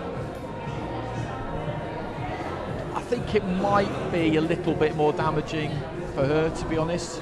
She definitely expects to win, and I believe her confidence, and I like her confidence, but she hasn't been there and done it in the way that Jonas has. You don't feel like she's proved herself enough to that level? Well, no, she's done everything right so far, and she's worthy of the shot. She had a great performance against Jessica McCaskill, who was a strong world champion, but not at her best by the time she met her, but she completely outdid her in every department.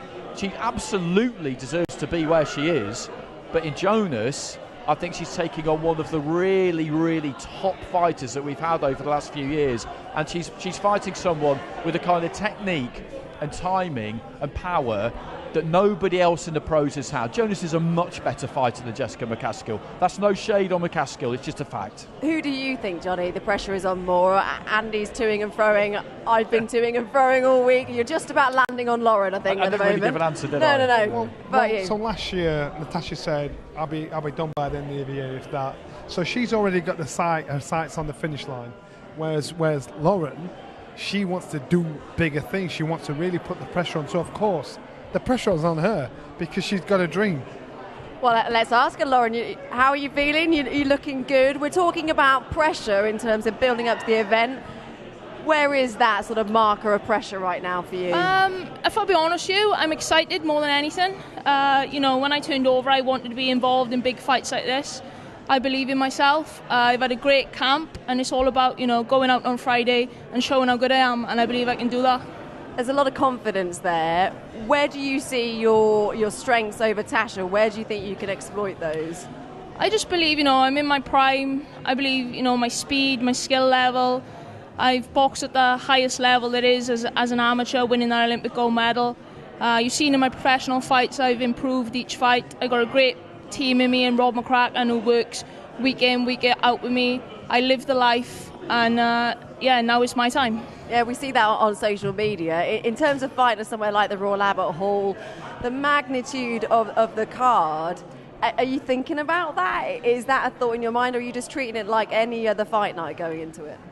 It's a special one, don't get me wrong. I know what's on the line, and, the way it excites me, obviously, the amount of tickets I've sold, the amount of media attention I've had, and, I respect Tash, and it's a massive fight for not just the British, but worldwide boxing as well. And I'm proud to be part of it and to add it to my list to box on, Royal Albert or the likes of Muhammad Ali and there have boxed there. So to be headlining on an all-female card on International Women's Day, then, it's special. We're going to let you go in just a sec to do the head-to-head. What happens on Friday night? Lauren Price has her hand raised, and I'll be taking them belts back to Wales. Okay. Very interested to see that. Let's get back to Big Mo then.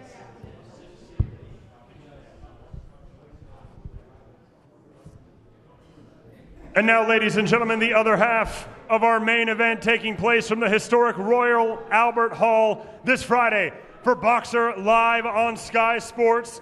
She holds a professional record of 16 victories versus 2 defeats and 1 draw, with 9 of those wins coming by way of knockout.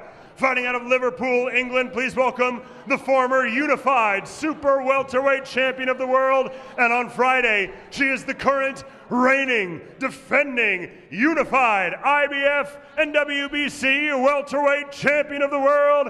Ladies and gentlemen, Miss GB, Natasha Jonas.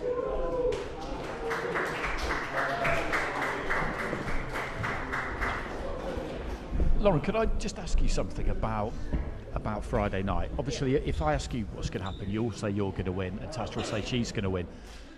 If you could choose how you would win, would you rather put on a brilliant performance where she doesn't lay a glove on you and you get the win, or would you rather just be involved in a classic where you have to prove to us the guts that you've got, where you get your chin checked and you come through and you answer any question anyone might have about you? Which one would you prefer? Because I know which one I prefer, but I don't actually have to box. I mean, if I can get in there and dance rings round her and come out clean, then that's what it, that's the main thing, I suppose. You don't look to get into boxing and get it, and I believe I put in a classy performance on Friday, and I'll prove that.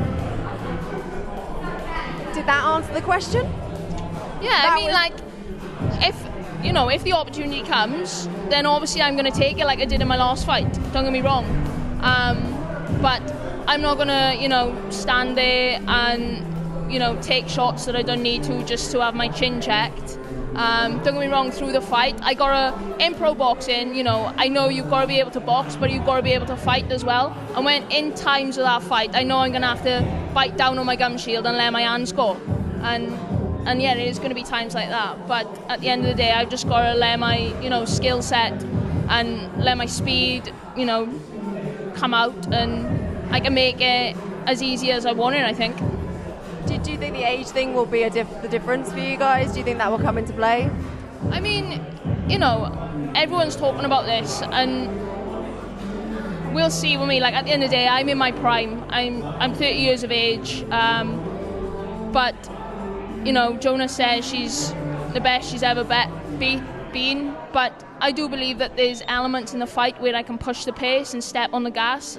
I'm younger and fitter, and yeah, that might play a part in it. But at the end of the day, even if we were both the same age, I still believe I'm better. Do you intend on starting fast or just maintaining the pace all the way through? I always start fast. Do you think that starting fast you'll struggle with? And it's 2-minute round. The training I do with Rob McCracken and the sparring I've been doing, I could do 3-minute rounds. I've been put through this camp. I always have a good camp. But I'm fit and I'm in a great place mentally and physically, and that's where my confidence comes from, and that's why I believe in myself, because when you've put the work in and when you live the life, the diet, the early nights, not going out, then you know what it's like, Johnny. You're full of confidence, and yeah, I believe in myself, and I know, yeah, that's it, I'm going to win. What did you make of Tasha's performance against Habazam? I'll be honest, I don't think it was the best against Ivana, but I think this fight, she's obviously trained harder. She knows, she goes on and says to me, like, I'm not the best that she's been in the ring with. She rates me and people like that above me.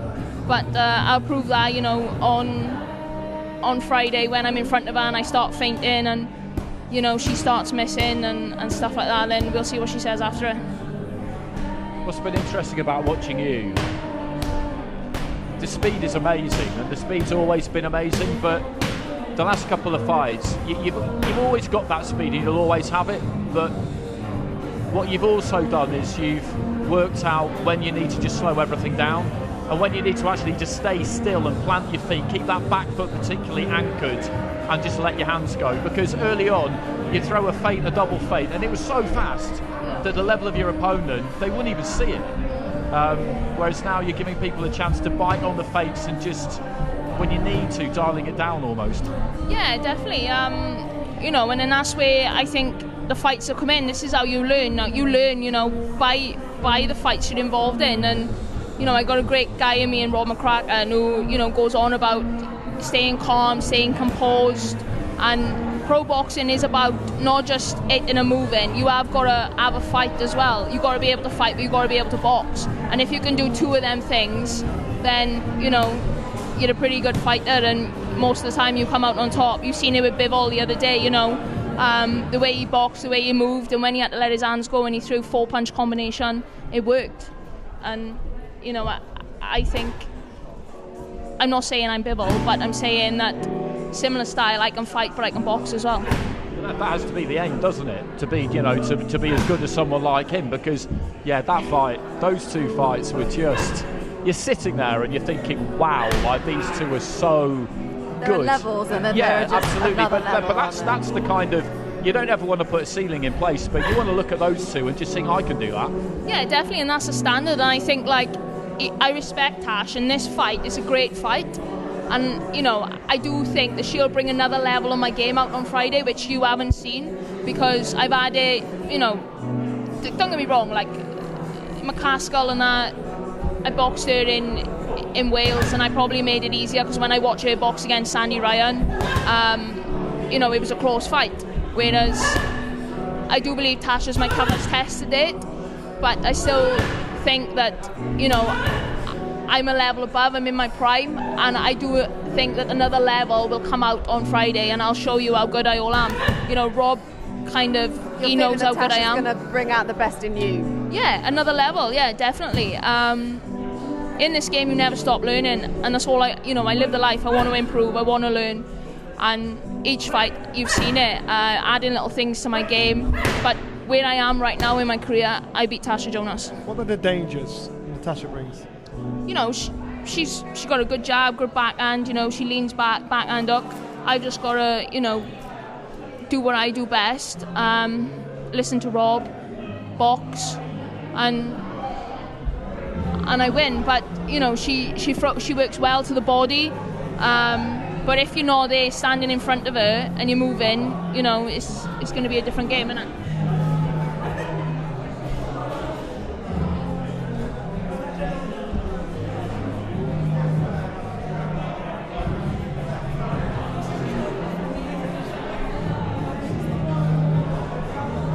So we can see a lot of women getting in the ring at the moment, and they are from the Women's Aspire programme, amateur boxers and coaching from England's Women Aspire programme, getting in the ring to have a bit of training and a bit of a run around with Tash as well. This is a rather unusual experience. We don't normally have the opposition fighters sat with us ringside watching their opponents whilst we're talking about them. You have tried a little bit to get inside Tasha's head, a little tiny bit. Do you feel like you have at all? No, I mean, like, I'm not about that, and like, you can talk as much as you talk, you can do, you know, we got another press conference, another face-off this week, face-off the way, and none of that matters now. We've had, you know, we both had a good camp, and it'll all show on Friday night. At the end of the day, when that bell goes, there's two of you in it, so no matter who says what, it doesn't really matter, it's irrelevant. But it's been great. I've enjoyed the build-up, I've enjoyed the gloves are off, it's a new experience for me. I do think, you know, she have tried to get under my skin, but I don't work in that way. I'm laid back as it is. Just let my boxing do the talking. What did you take from Natasha when you did the gloves are off? You sat there around the table, you could ask each other what you wanted, her responses. Did you read anything from her then? No, like, I know she doesn't want this fight, and, you know, I don't blame her. I get it. She's coming towards the back end of her career, and she wants to be chasing another fight like Katie Taylor and stuff like that. I totally understand it, but when she's in your weight class, and I've won world titles in May, obviously I'm chasing them fights, and it just, you know, it's a great fight. We're both British. The way tickets are gone, Wales and England match up as well, even though, you know, I'm British and I'm proud to be British. It's a great fight, and if it was down to me, you know, we could have been boxing in December. It's been on, you know, I've wanted the fight for a long time, and I think that says everything. How long is a long time? How long have you been wanting this fight? Well, as soon as I won world titles in May, I thought, you know, the big fights will come. It proven to be, you know, a lot harder. She didn't want to fight me. Ivana didn't want to fight me. It was talks of me boxing in Cardiff in November. You know, that show got pulled. It was hard for me to get an opponent. So, you know, it haven't been easy, and I get it. You know, coming back from where I am now, I've had 8 pro fights, I'm Olympic champion, and it is going to be hard to match me. I've been told that. But if you call yourself a world champion and you want to be involved in big fights, then this is it. The respect there must be there in terms of what Tasha has achieved, though, and in terms of what she's done for the sport as well. Yeah, and I think she's not just a great ambassador for women's boxing, you know, in general. Exactly. I respect her. I do. I'm not saying that. I'm just saying, you know, if it was really down to her, I wouldn't have been on her list to fight. Has pro boxing turned out to be what you thought it would be? Because you mentioned the kind of frustration there of waiting for big fights, and when you break through to the level you're at as early as you have in terms of the number of fights you've had, that's how it goes. But it is very, very different from being on that GB setup. And I know you knew it would be different, but you've been surprised by how different? Yeah, definitely. Things, you know, can change of a blink of an eye. And as a GB athlete, I was looked after. As a pro, you know, everything's on your own, even though I'm looked after by Rob. And, you know, you have fight night and people see the lights and, you know, the big nights. But away from that, the politics of boxing or getting fights made or stuff like that, people don't understand, you know, what it takes. But I am grateful and I'm thankful. I'm with Sky Sports and I'm signed to Boxer, you know, to be on a big platform. And I've had a great pro career starting off and where I am right now. So, yeah, I'm thankful to Ben Shalom and I'm thankful to Sky for backing me and putting me in these big fights. I think they want you in the ring. Okay.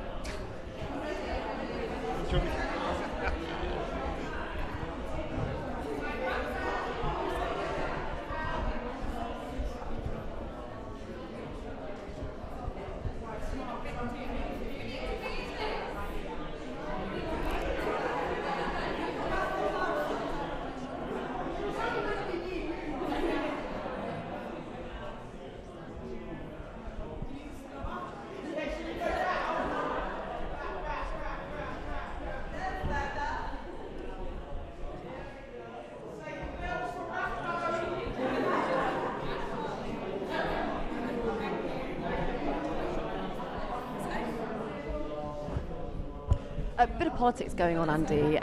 Lauren was due to go and have a face-off with Natasha Jonas, but a bit of politics going on that Lauren apparently didn't show the face-off a little earlier on at the Royal Albert Hall. So now there's going to be no face-off right now between the two. It's already started. This is the kind of the pot stirring that we thought might happen. I love this game. I love this game because this is what you get during fight week, and you can't let anybody look like they're the one dictating terms. So I get it. If Lauren was supposed to turn up for something earlier on and she didn't, then Tasha's not going to be compliant with what is supposed to happen now. Joe Gallagher's not going to let that happen. It's that you go, I go, isn't it? Yeah, exactly. I'm honest with you. I think that's probably more Joe. Could well the be. Fighters, because the fights again. He's not wrong though, is he? No, he's not wrong at all. And so that's why you try and create an argument about anything and everything. But I think it's more Joe than the fighters. It's a shame though, because I've become obsessed with face-off since Usyk Fury went on for 11 minutes and 16 seconds. I'm always looking now and always looking at my watch. Once you get past 30 seconds, if someone doesn't step away, then you can be there for a really long time. I think it's become more of a thing now, though, hasn't it? Has, They've kind of set that benchmark for how long you can go. Whether probably set a Guinness Book of Records. So we'll see what happens on Thursday. This is lovely to see, though, isn't it? In the ring, Tasha getting involved with the Women's Aspire programme. It is, and we've seen Anthony Joshua do this quite a bit at open workouts. He doesn't really want to do too much, although Tasha did a reasonable amount there, and so he'll get some amateurs up in the ring with him and give them an opportunity, an experience that they'll never forget, and that's exactly what's happening here. And it's really important because we talk about it in boxing a lot to the point where we probably take the power out of it a bit, but people in the sport, amateur coaches, are so important. But also the stars at the top of the sport. Everybody's come through the amateur gym. Everybody knows what that was like, and everybody's happy to give back. And she's just like... She's not forgotten. Just like the rest. No, she's not forgotten. I think we're going to get Tasha to come and join us. Break away from the ring. Here she comes. Joe's like your school teacher. No, she's school girl. Hello, you. How are you feeling? You looking good? Feeling good, yeah. Yeah, feeling good? Yeah, feeling good. We've just been talking to Lauren. We talked a lot about pressure and how much people are feeling it right at this stage of the week. What are you thinking? How are you feeling it? I feel good, yeah. I mean, fight week. I've been experienced. I don't want to say old, but I'm experienced enough to have been through a few.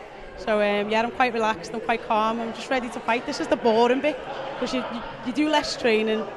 And all you've got to really think about now is the fight, and your mind's got occupied on that now instead. And I guess with a fight and a fight card of this magnitude, the Royal Albert Hall, a lot of media. Lauren's spoken about how much more media there has been this week. Is that a distraction for you, or is that something that you sort of embrace? No, it's part and parcel of the whole package. So it can be a bit annoying when you get asked the same question a million times, but you know that it's just what it is. It's just fight week. You should be used to that. And you work with it's normally me asking the questions. You know the drill. I know the other side, so. Yeah, we were expecting a face-off between the two of you, but Joe said no face-off. No face-off. Lauren was a no-show apparently this morning, so have the back and forth of the mind games, is that underfoot? Not for me. I mean, it is what it is. I was here anyway. I was told to be here and I was, so. In terms of the occasion, the Royal Albert Hall on Friday, how special a night are you expecting it to be? How, sorry? How special a night are you expecting it to be? I was at the Royal Albert Hall this morning and I was going through the archives and I seen all the legendary boxers that have been there before me, and plus all the singers and entertainers and all the shows. And yeah, to be for someone in maybe 10, 15, 20, 50 years time to be able to look at one of our programs and be like, yeah, they were there, and being the first women to do so, it's a massive occasion.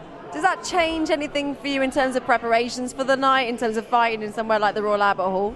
No, I mean the space and is amazing, but the ring's the ring. It doesn't matter where it is. It could be in GB or the Rotunda or Saudi, or on Friday it'll be in the Royal Albert Hall. So the ring's the ring. It doesn't make any difference. The ring's a ring, but a beautiful venue. It is. I just wonder if you. At what point will you do the walk? Will you have a look at what the ring walk involves? Because the dressing rooms are underground, aren't they? Are they below the stage? I think most fighters, what they do, especially when they're in the Albert Hall, even when the show's on, especially if you're top of the build, you'll actually go up there just to smell and feel the vibe when everybody's fighting, and the crowd won't even know you've done that. You stood at the back just to feel what it's like and just know what to expect going through. And to be fair, I do that in the Echo Arena. Whenever I first arrive, in between fights, I'll just go, have a feel of the canvas, have a feel of the ropes, and soak up the atmosphere. I just love the fact that the dressing rooms are kind of underground, because that is like it was in the Coliseum. Yeah. Oh yeah, it's very Coliseum-like. Very Coliseum-like, yeah. When you look up to the ceiling as well, and you see the big organ, it is such a special place. Here he comes. Tracksuit. I've always said that there's a market for that. The new retro tracksuit, really impressed on it. Thank you. Thank you. How are you feeling, Joe? A range of emotions the last 24 hours, but they're all good. It's like, I'm not a big fan of these public workouts, but it's good obviously for Natasha to be here and show her belts off, and for all the young ladies in the ring there. Yeah, that's what it's all about, giving back a little bit. But it's fight week, so emotions and everything else all getting a little high, and I just have to go around letting everyone, this isn't the Lauren Price show, this is the Natasha Jonas show. And like I pulled Andy today, and that's it. We all listened to Andy on the weigh-in with his thoughts on the fight, and I thought, at last, someone sensible that sees the fight how it really is. So thanks for that, mate. You've got a compliment off, Joe. I set you a range of emotions all over the place. I need to frame this somehow. I don't quite sure how you do that. But Johnny's still in the bad books, you know what I mean? But there you go. Dear. Come Friday, we're all going to be hiding from you, Joe. No. But we're all good. It's all good. We're looking forward to it. Yeah, looking forward to it. And as we just spoke about Natasha, Royal Albert Hall, the night itself, it's a real sort of sprinkling of magic. Listen, and this is the person that carries all the magic beside me, Natasha Jonas, what she's achieved since 2012. I get a bit prickly at times, Anna, because I do feel she still hasn't been given her flowers. Her and Katie Taylor are the massive ambassadors that have brought women's boxing to where we are having these nights. Yet Katie keeps getting the flowers, but Natasha doesn't, and everyone's sort of like the narrative and the story set up for this passing of the garden, changing of the garden. I can assure you, Joe, we've been talking about what a trailblazer Natasha is in our chats. Do not worry. So it's just that, and making sure that this isn't everything else. And I've heard Lauren speak numerous times, and I just thought, if you were that really confident in yourself, Why didn't you fight Michaela Mayer last year, Mr. Champion? Why didn't you fight Sandy Ryan? No, because you're not.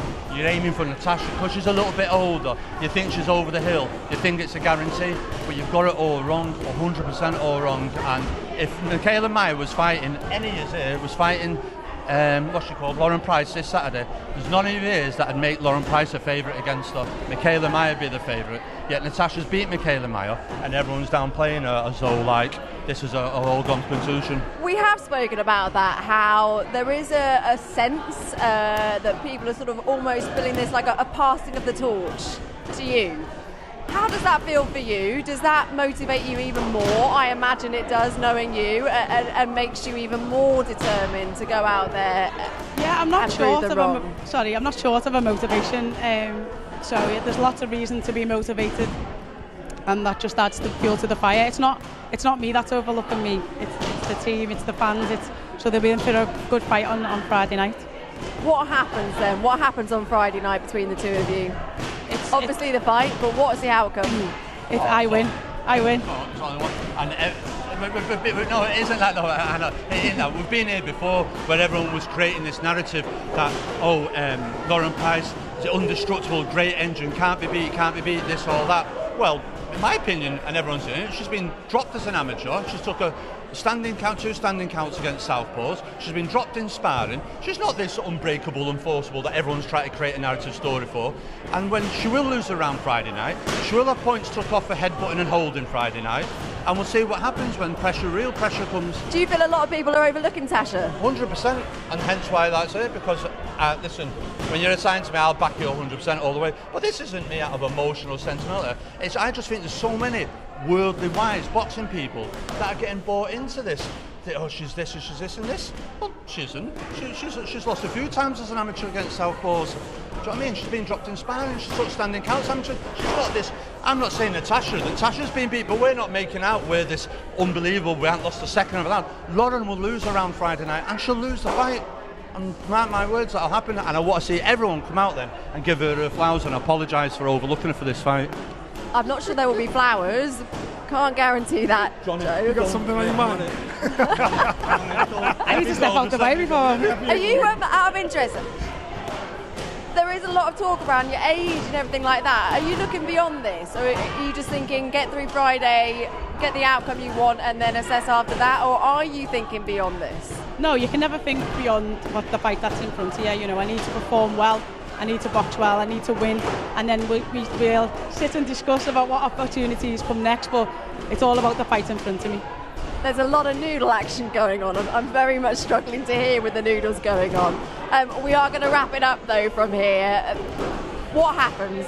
I'm going to ask Tasha, not you, Joe. What happens on Friday? That's it. I win. Okay. We're going to let you go. Yeah, thanks for having me. I'm looking forward to see how this fight week goes. Like I said to you at the beginning, it's fight week, emotions, everything else. People saying now she's like equivalent of female Usyk. It's just, just get me out of here. She's getting worse. Terrible. I'm done with it. Show's actually just done a mic drop. Mic drop moment. How do you handle that? I'm used to them. It's in the gym. It's eventful. There's times I think, I just want to hug him, and then there's also times I'd like to turn that hug into hands around the neck. You know, he does push you to your breaking point, but all for good reasons, for the big occasions, for the big moments like this. And he does wear his heart on his sleeve. And that's what, to have somebody so passionate fighting your corner, you can't beat it. Yeah. You can't be, no matter what, you can't beat it. And that's why you've got to give it, man. You've got to give it. I was going to say, this is only Tuesday. This is only Tuesday. We still have a few days to go. Tasha, lovely to see you. We'll see you tomorrow. Johnny, Andy, thank you for your company. Thank you for joining us. Make sure you join us tomorrow, though. It is all about the press conference. We should be live from the Dorchester. We'll see you then.